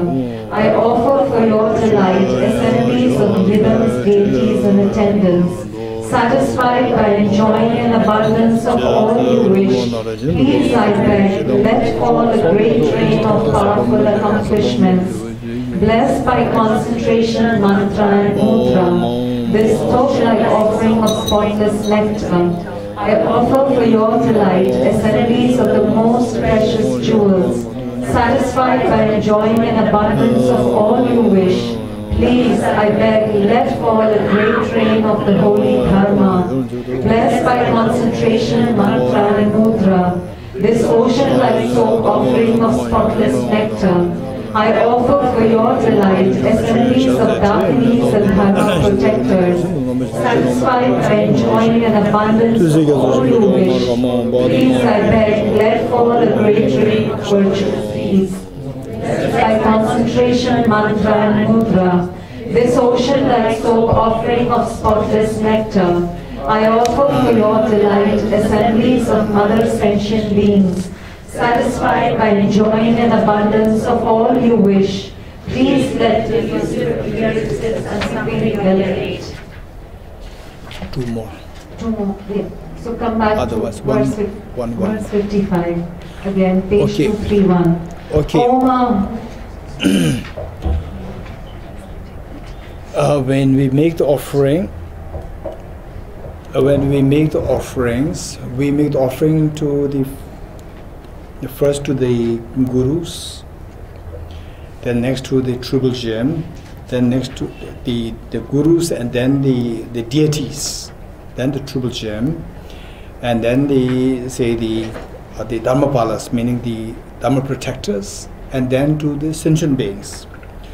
So when we make the offerings, whatever, in the form of the divine delicacies of the nature of bodhicitta and wisdom emptiness, we offer them first to the gurus, primarily to receive blessings, and then number 2 to the deities, in order to invoke the siddhis.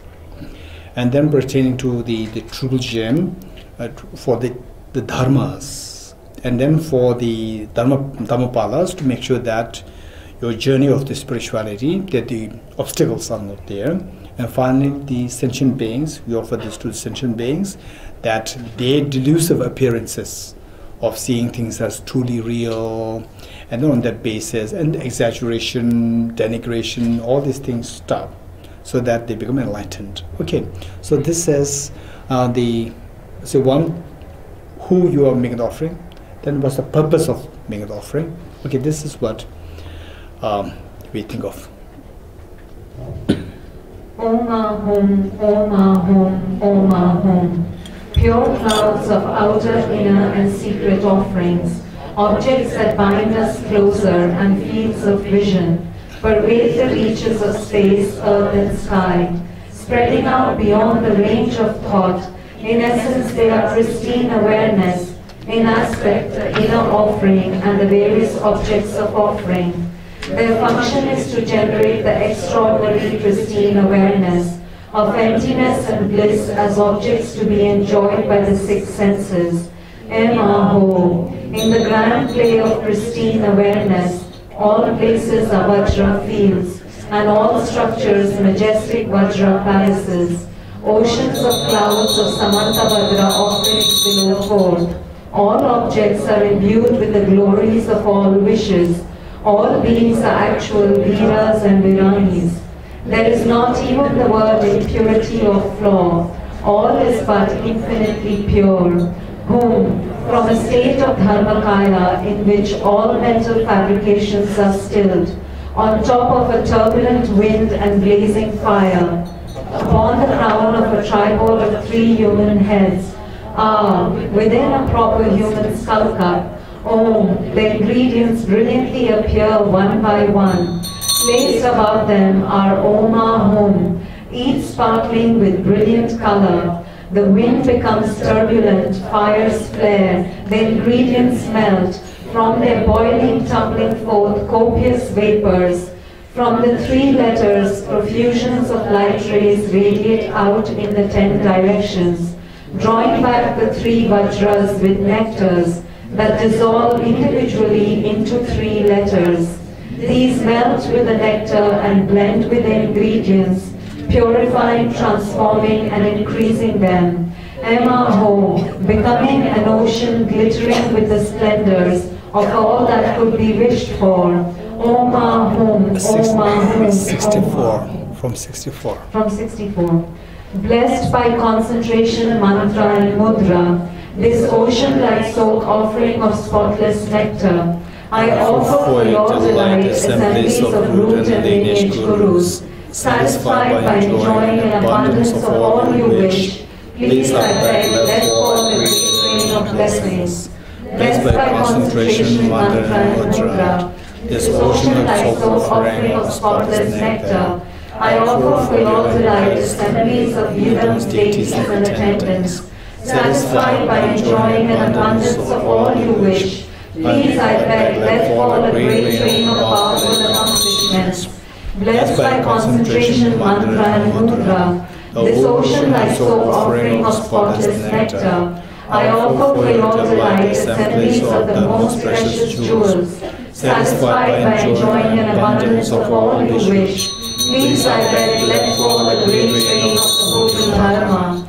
Blessed by concentration, mantra, and mudra, this ocean-like soap offering of spotless nectar, I offer for your delight assemblies of dakinis and dharma protectors, satisfied by enjoying an abundance of all you wish. Please, I beg, let fall a great rain of virtuous deeds. Blessed by concentration, mantra, and mudra, this ocean-like soap offering of spotless nectar, I offer for your delight assemblies of mother sentient beings, satisfied by enjoying an abundance of all you wish. Please let delusive appearances of suffering be allayed.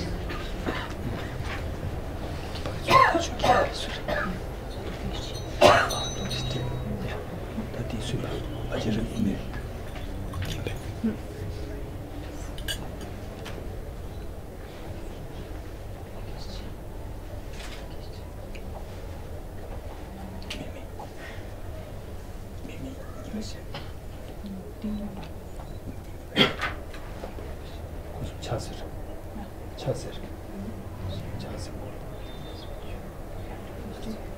prostrations here, up. Here. Three prostrations.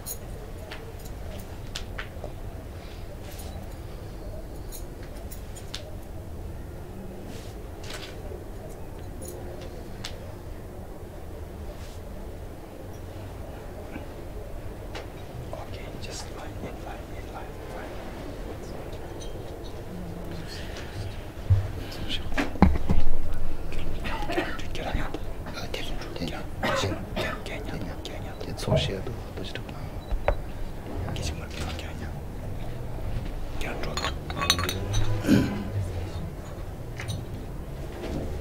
Offering the soap to the Master. Look, Venerable, a great circle of Tsog. You have followed in the track of the Sugatas of the 3 times, and are the source of all powerful attainments. Since we realize this, O great hero, who has forsaken the conceptualizing mind, please enjoy continually this circle of Tsog. Allah. Very good. With nature inseparable from the 3 Vajras, I visualize myself as the Guru Idam, this nectar of immaculate wisdom and knowledge. Without stirring from bodhicitta, I drink to satisfy the deities dwelling in my body. What great bliss! Okay, so what we do is that. Okay, what we do is that the Mimila will have the black tea, and then Mimila will give 1 spoon of black tea in your palm. You drink it. You feel it is a little sweet. You feel the joy or the bliss.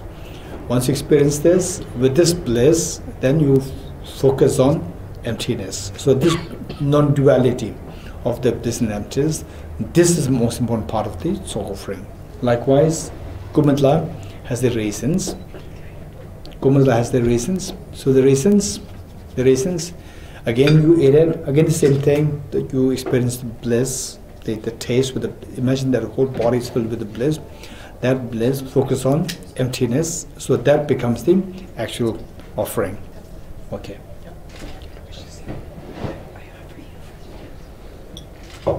So everyone will have this.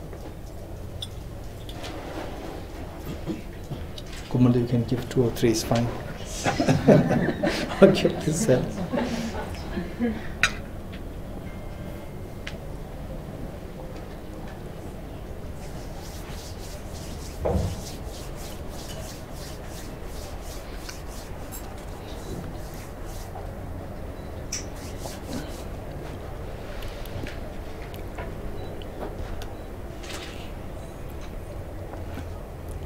Okay, now okay, some younger ones can help.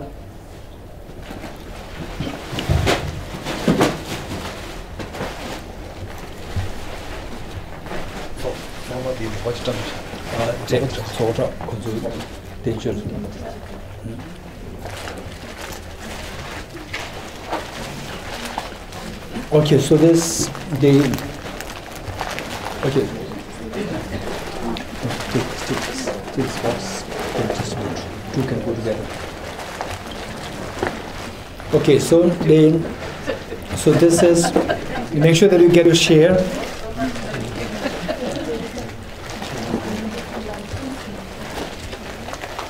Make sure that you get your share, and then towards the end, I'll say from this you take some, you eat something. From this you eat something, and then when the one with the tray to collect the leftover sauce, when they come from here, so whatever you have from there, you can give something there. Leftover is for the local spirits. Leftover is for the local spirits.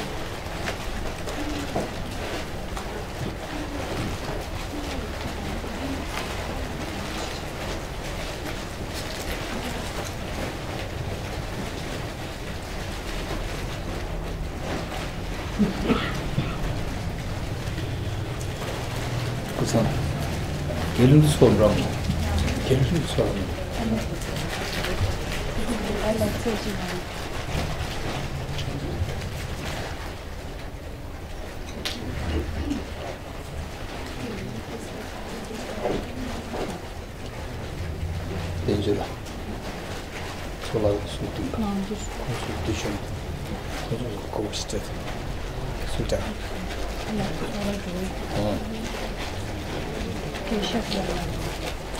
Keshav Nasir. Mananch.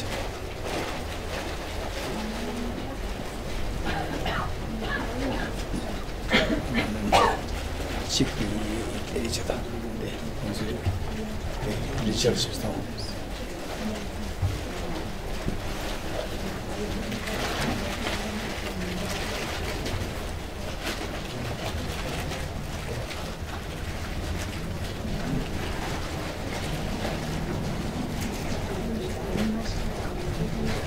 Okay, so now, after taking something, then you can give some share for the local spirits also.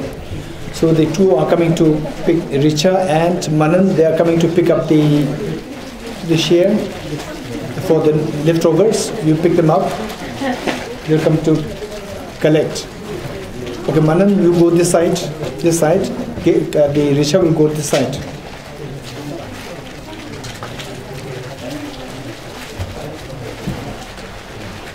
Some people, they think that I have to give something from my what I bit from after my the taking a bite, and then you give it. Not necessary. Be kind. You can give also fresh ones also, not necessarily small one.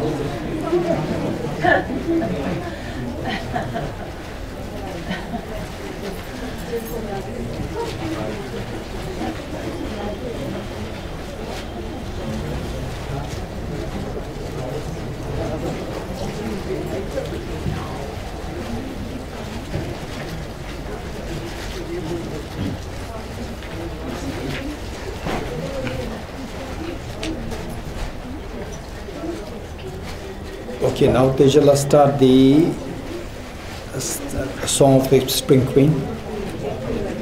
Page 235, verse 71.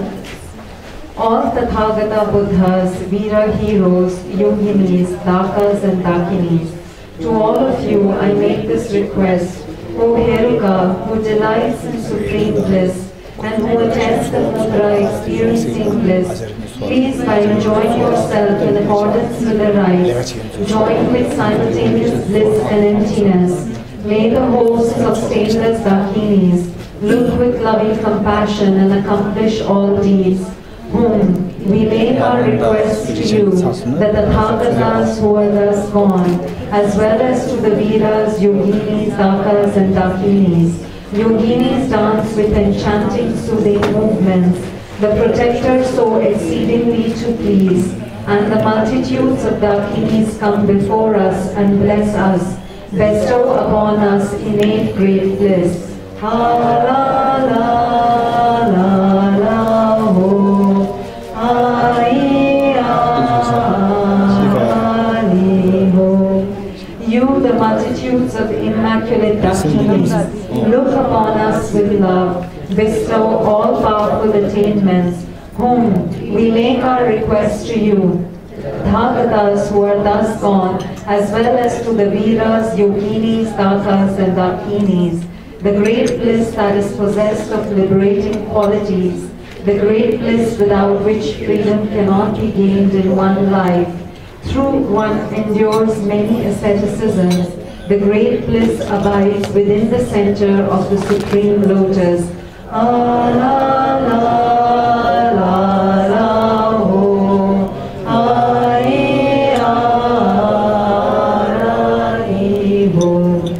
You, the multitudes of immaculate dakinis, look upon us with love, bestow all the powerful attainments, whom we make our request to you, that the Tathagatas who are thus gone, as well as to the Veeras, yoginis, dakas and dakinis, just as a lotus born out of the mud, great bliss though born out of desire is unsullied by its faults. O supreme yoginis, by the bless of your lotus, May the bonds of samsara be quickly untied. Just stay here.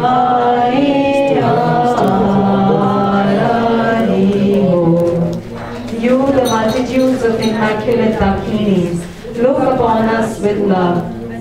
All the powerful attainments, whom we make our request to you, that the Tathagatas who are thus gone, as well as to the Veeras, Yogis, Dakas and Dakinis, like a swarm of bees drawing forth the nectar of flowers, may be likewise be satiated by the captivating nectar of the mature lotus, possessing 6 qualities.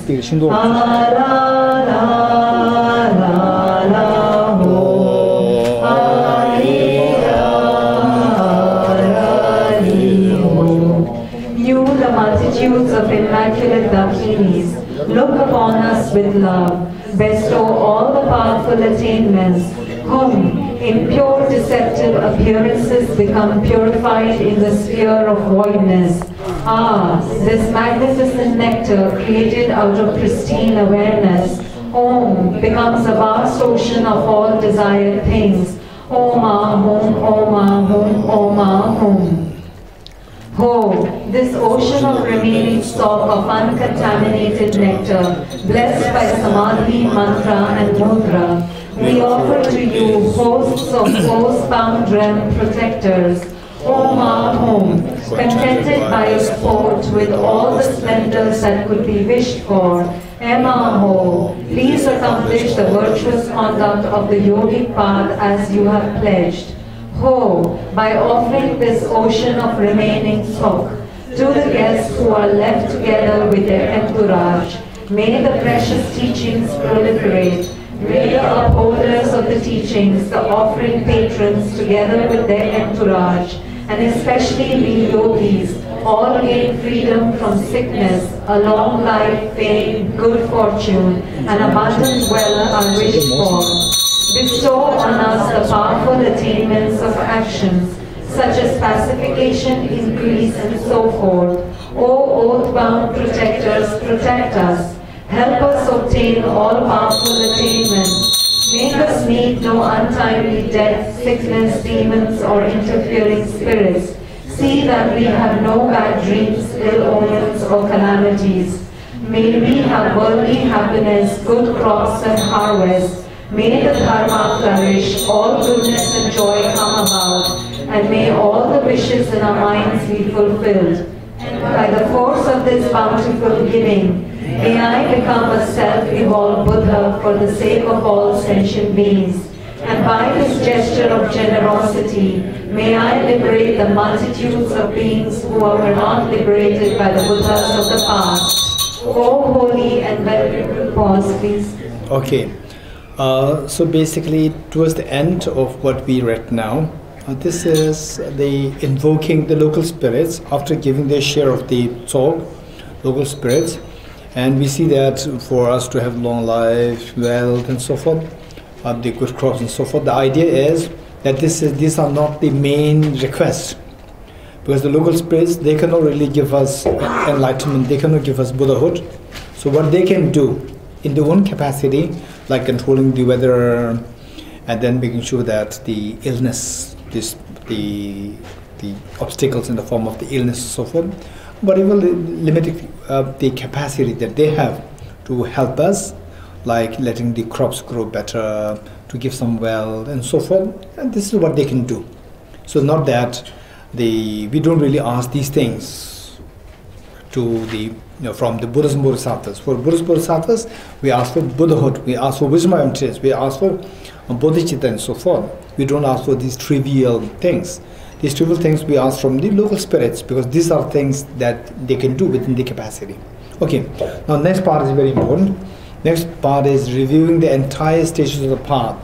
This is the whole practice of bodhicitta, whole practice of wisdom and emptiness. They are very clearly stipulated here, and particularly invoking their respective experiences. They are so powerful, and when we do our personal retreats and so forth on the bodhicitta, it's good to include these stanzas. They are very good. Okay. O holy and venerable Gurus, supreme field of merit, inspire me to make offerings and devoted requests to you, O protectors and root of all well-being, that I may come under your joyous care. Inspire me to realize how this opportune and fortunate rebirth is rare, found but once and quickly lost, and thereby, undistracted by the meaningless works of this life, seize its meaningful essence. Afraid as I am of the searing blaze of suffering in the lower realms, inspire me to take heartfelt refuge in the three precious gems, and to fervently strive at avoiding non-virtue and accomplishing all collections of virtue. Violently tossed as I am by waves of delusions and karmas, plagued by hordes of sea monsters, the three sufferings, inspire me to develop an intense longing to be freed of all this dreadful, bondless, great ocean of existence. I have abandoned the view that sees this unbearable prison of cyclic existence as a pleasure grove. Inspire me to train in the three trainings, the store of the Arya's treasures, and thereby uphold the banner of liberation. I have considered how all these tormented beings are my mothers who have kindly cared for me again and again. Inspire me to develop unfeigned compassion, like that of a loving mother for her precious child. As no one desires even the slightest suffering, nor ever has enough happiness, there is no difference between myself and others. Therefore, inspire me to rejoice when others are happy. This chronic disease of self-cherishing myself is the cause of unwanted suffering. Perceiving this, may I be inspired to blame, begrudge, and destroy this monstrous demon of self-cherishing. Cherishing my mothers and seeking to secure them in bliss is the gateway to infinite virtues. Seeing this, may I be inspired to hold them dearer than my life, even should they arise as my enemies. In brief, infantile beings labor for their own gain alone, while the Buddhas work solely for others. Understanding the distinction between their respective faults and virtues, may I be inspired to be able to exchange myself for others. Cherishing myself is the doorway to all downfalls, while cherishing my mothers is the foundation of everything good. Inspire me to make the core of my practice the yoga of exchanging myself for others. Therefore, O venerable compassionate Gurus, bless me so that all karmic obscurations and sufferings of mother migrators may ripen upon me right now, and that I may give others my happiness and virtuous deeds, in order that all sentient beings have happiness. Though the world and the beings therein are full of the fruits of evil, and undesired suffering shower upon me like rain, inspire me to see them as a means to exhaust the results of negative karma, and to take these miserable conditions as a path. In short, no matter what appearances may arise, be they good or bad, inspire me to take them into a path embracing the two bodhicittas.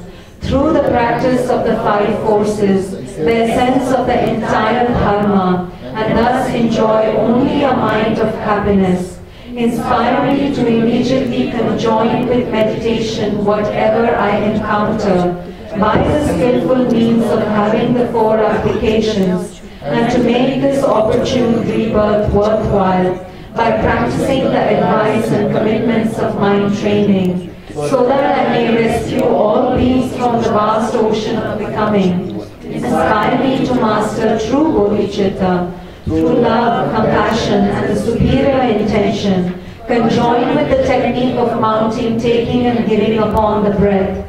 Inspire me to eagerly strive in the practice of the three moralities of the Mahayana, and to build my mind stream with the pure bodhisattva vow, the single path journeyed by victorious ones of the three times. Inspire me to transform my body, wealth, and virtues of the three times into the objects desired by each sentient being, and through the advice of enhancing detached giving, complete the perfection of generosity.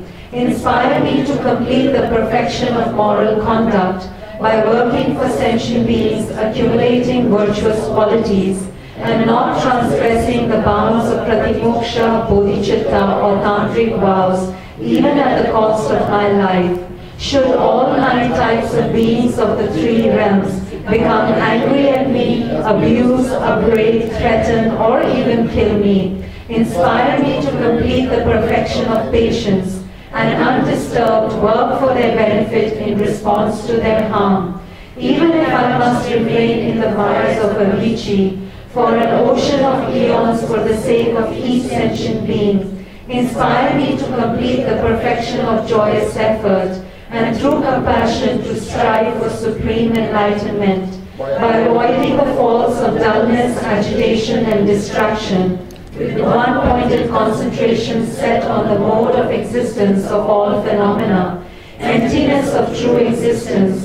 Inspire me to complete the perfection of concentration, through the wisdom of discriminating suchness, conjoined with the induced tranquility and great bliss. Inspire me to complete the perfection of wisdom, through the space-like yoga absorbed on the ultimate truth.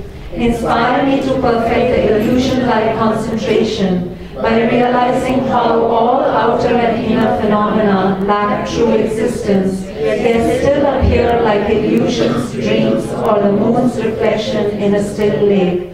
Samsara and nirvana have not an atom of true existence, while dependent arising by cause and effect is non-deceptive.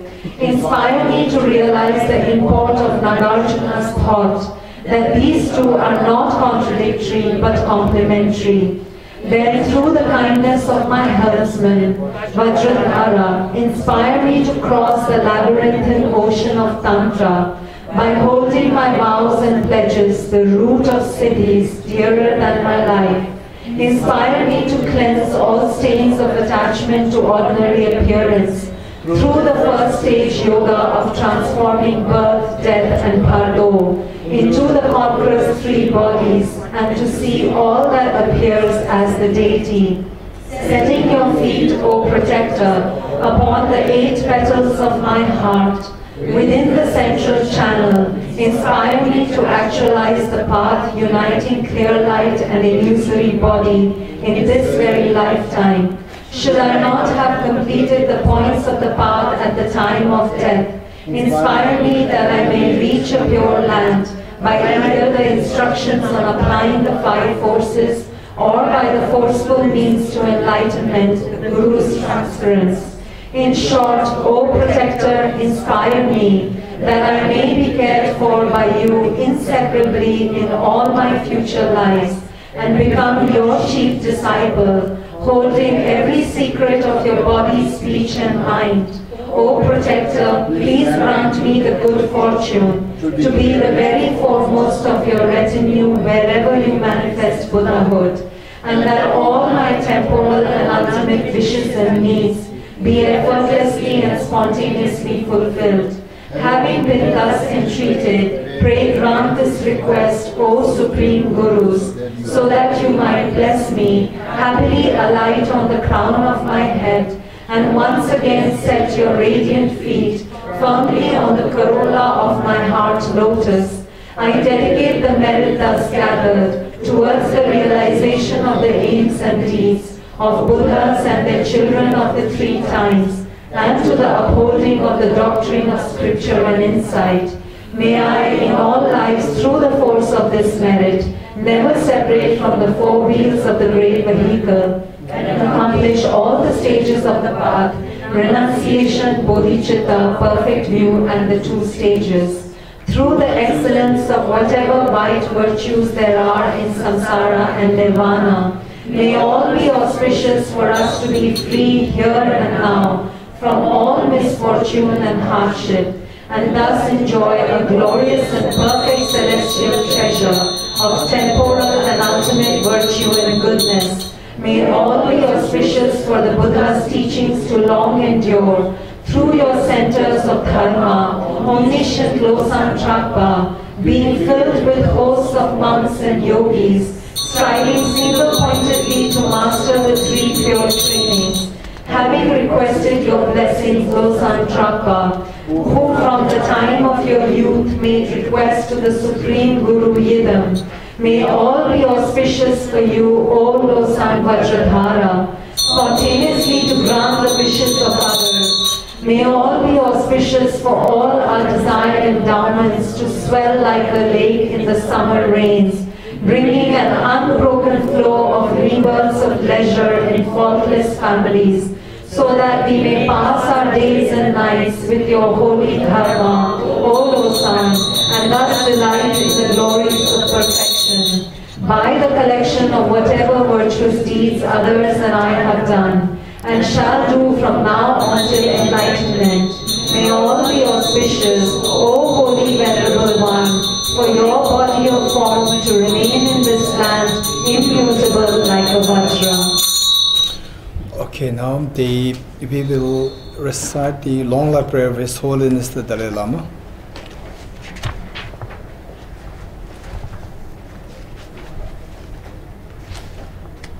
Page 251. 251.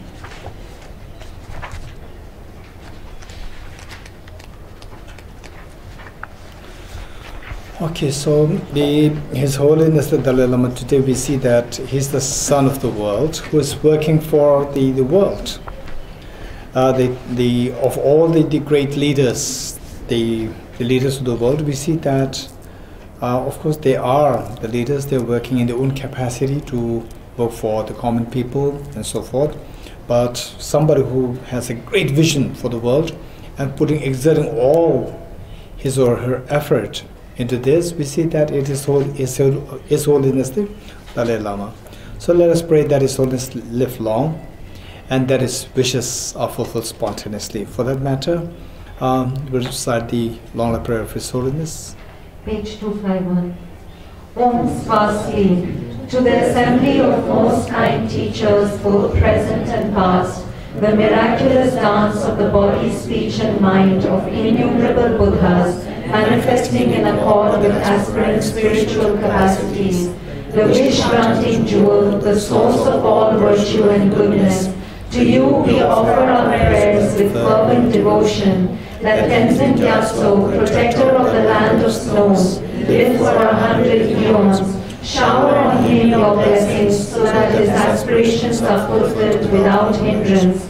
To the assembly of all meditational deities, manifesting as countless mandalas and divinities, the magical clouds of immaculate transcendent wisdom, reaching to the farthest expanse of the space of ultimate reality. To you we offer prayers with fervent devotion, that Tenzin Gyatso, protector of the land of snows, live for 100 eons. Shower on him your blessings, so that his aspirations are fulfilled without hindrance. To all the victorious Buddhas of the three times, endowed with 10 powers and who are even masters of the gods, and whose attributes of perfection are the source of all compassionate deeds, befitting the vast ocean-like realm of sentient beings, to you we offer prayers with fervent devotion, that Tenzin Gyatso, protector of the land of snows, live for 100 eons.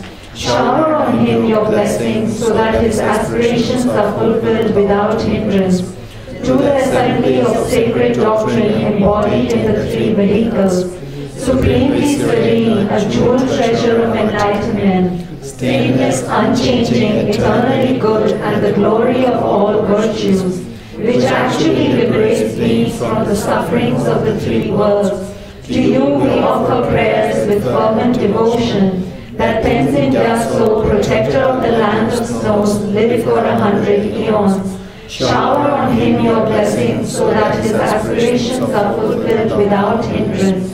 To all members of the enlightening noble spiritual community, who never stray from the thoroughly liberating adamantine city, who possess the wisdom eye that directly sees the profound truth, and the highest valor to destroy all machinations of psychic existence, To you we offer prayers with fervent devotion, that Tenzin Gyatso, protector of the land of snows, live for 100 eons. Shower on him your blessings, so that his aspirations are fulfilled without hindrance.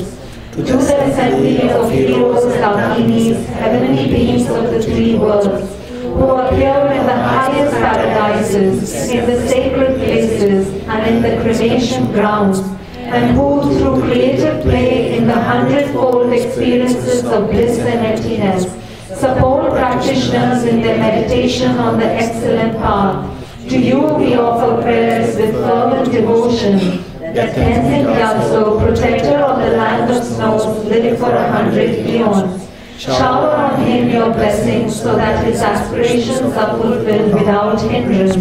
To the ocean of protectors endowed with eyes of transcendent wisdom, the powerful guardians and upholders of the teachings, who wear inseparably on their matted locks the knots symbolizing their pledge to the Vajra holder. To you we offer prayers with fervent devotion, that Tenzin Gyatso, protector of the land of snows, live for 100 eons. Shower on him your blessings, so that his aspirations are fulfilled without hindrance. Thus to this congregation of excellent undeceiving refuge, we pray that by the power of this prayer, expressed from a heart filled with fervent devotion and humility, may the body, speech and mind of the soul of the land of snows, the supreme now Losang Tenzin Gyatso, be indestructible, unfluctuating and unceasing. May he live for 100 eons, seated on a diamond throne, transcending decay and destruction. You are a jewel heart embodying all compassionate beneficial deeds. O most courageous one, you carry on your shoulders the burden of all the Buddhas of the infinite realms. May all your noble aspirations be fulfilled as intended. By virtue of this, may the heavenly doors of the fortunate era open, eternally as a source of relief and respite for all beings. And may the auspicious signs reach the apex of existence and release, as the sacred teachings flourish through all times and in all realms. May the nectar stream of the blessings of the lotus holder always enter our hearts and nourish them with strength. May we please you with offerings of dedicated practice, and may we reach beyond the shores of perfect compassionate deeds, through the blessings of the wondrous Buddhas and Bodhisattvas, by the infallible truth of the laws of dependent origination, and by the purity of our fervent aspirations, may the aims of my prayer be fulfilled without hindrance. Dedication prayer.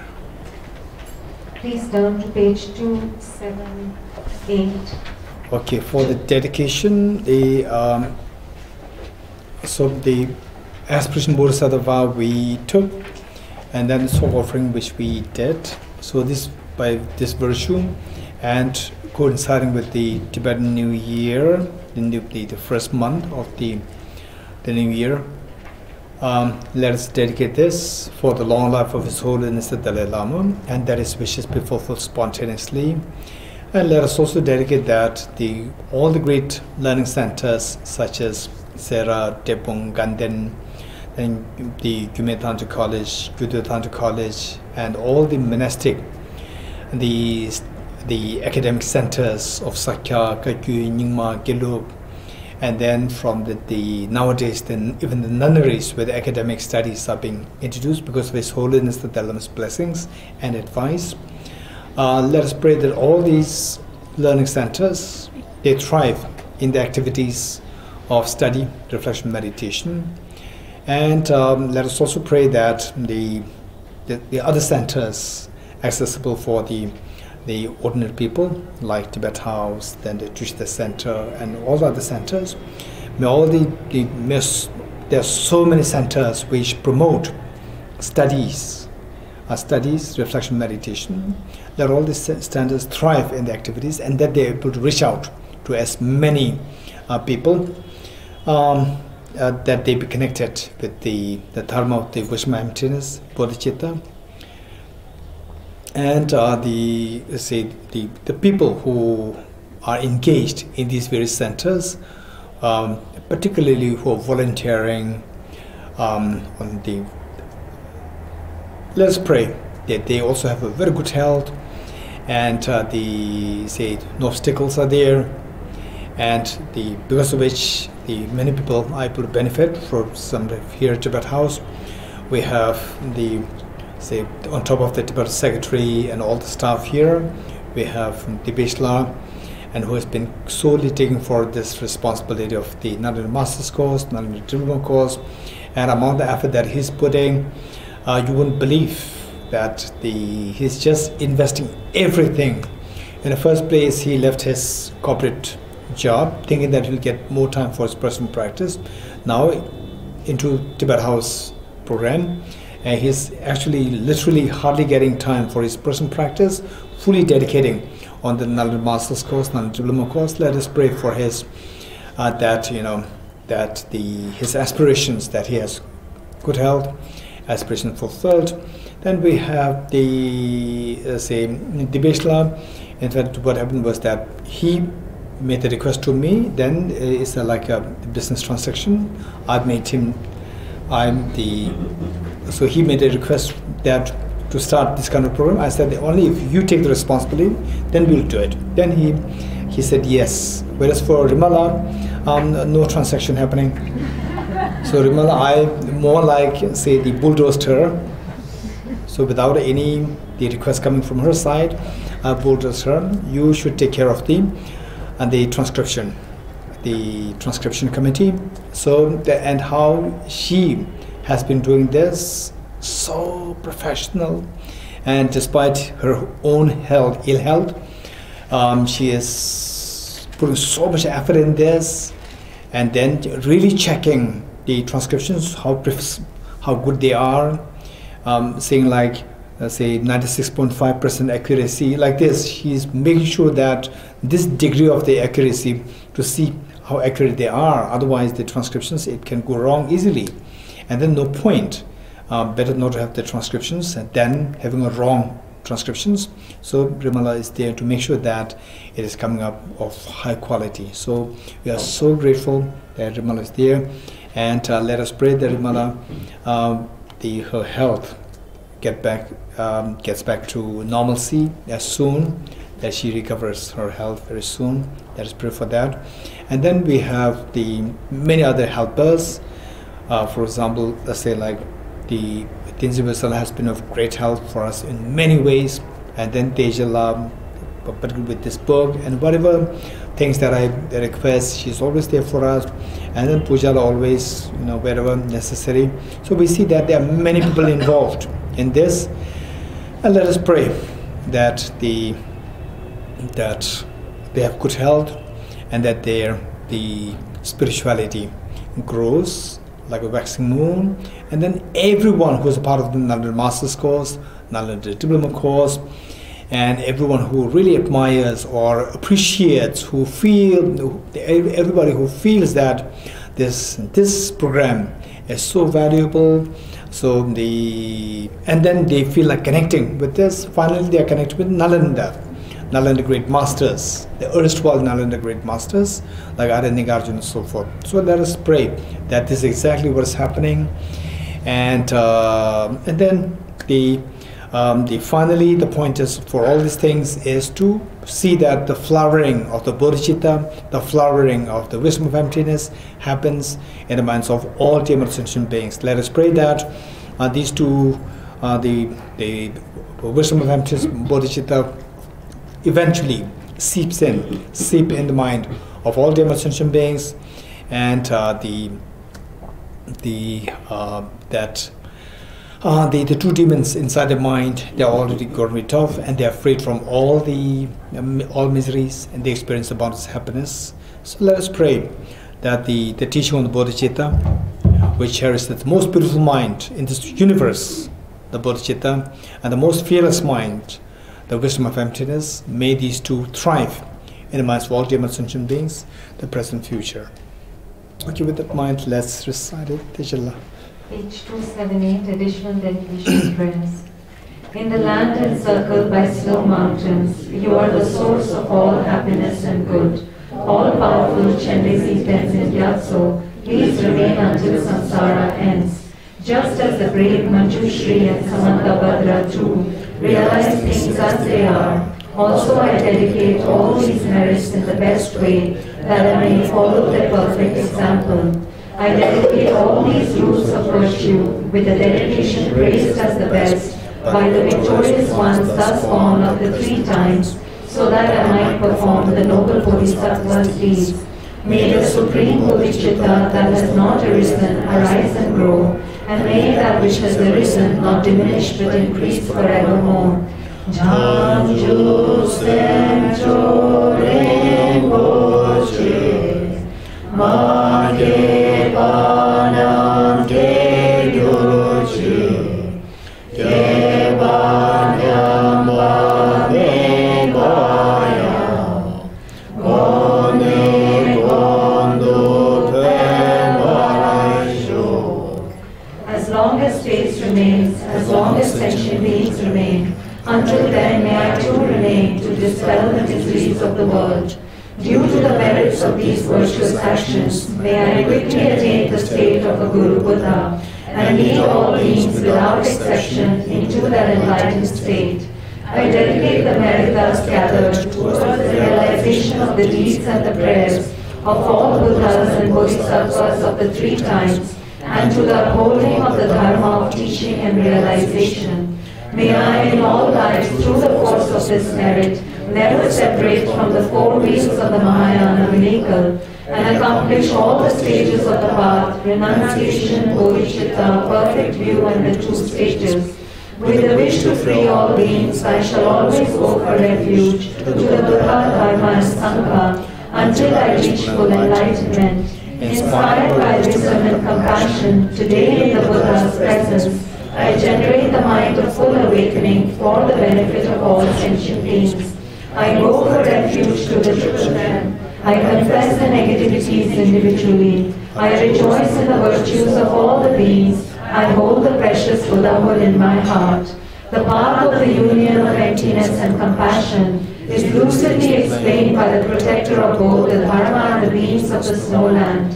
You are the lotus holder Tenzin Gyatso. We supplicate you that your wishes are fulfilled spontaneously. May the operations of evil thoughts and deeds, of the negative forces of humans and non-humans, who harbor malice through perverted prayers against the teachings of the Buddhas, be totally vanquished through the power of the truth of the 3 jewels. In all my lives, never separated from perfect Gurus, may I enjoy the magnificent Dharma by completing the qualities of the stages and paths. May I quickly attain the state of Vajradhara. Throughout my future lifetimes, may I always be guided by Arya Manjushri and be able to uphold the Dharma in general and the teachings of dependent origination in particular, even at the cost of my life.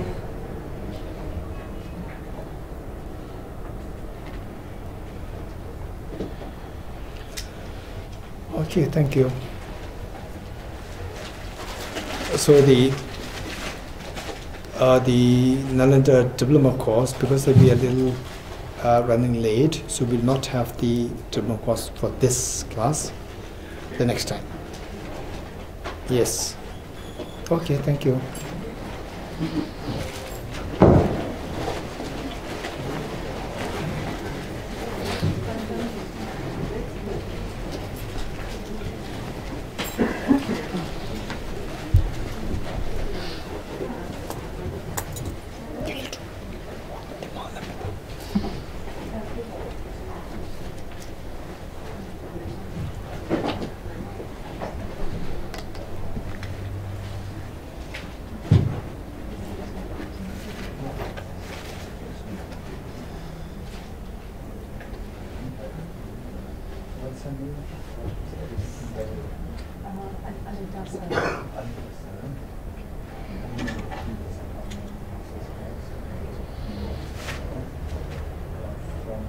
She's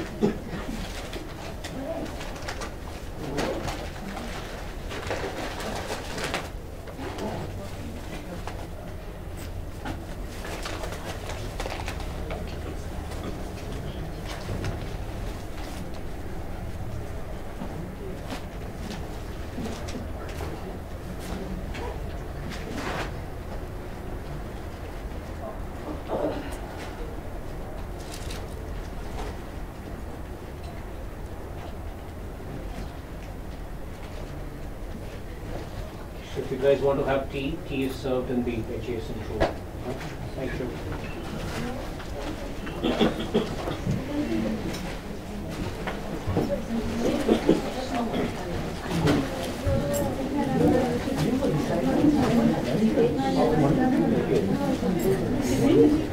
It's amazing.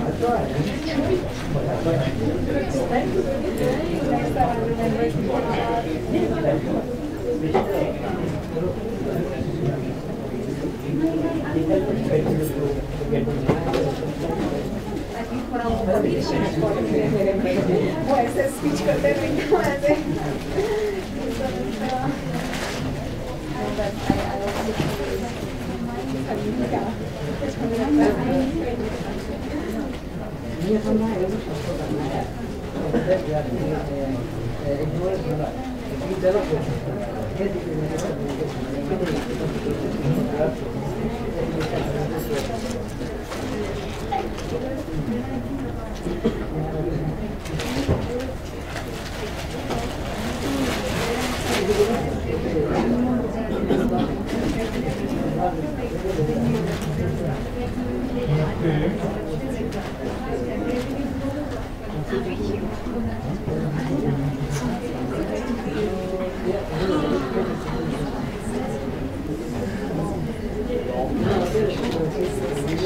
can never really be sure. Right now, there was a lot of they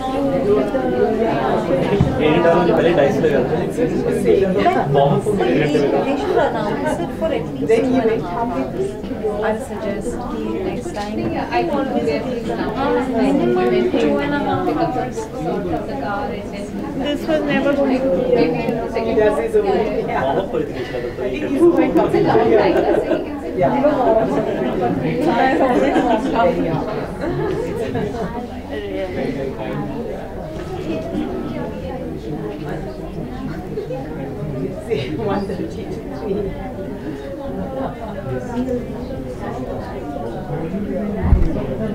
वो बोलो खाने के लिए घुटने में दर्द होता है कुछ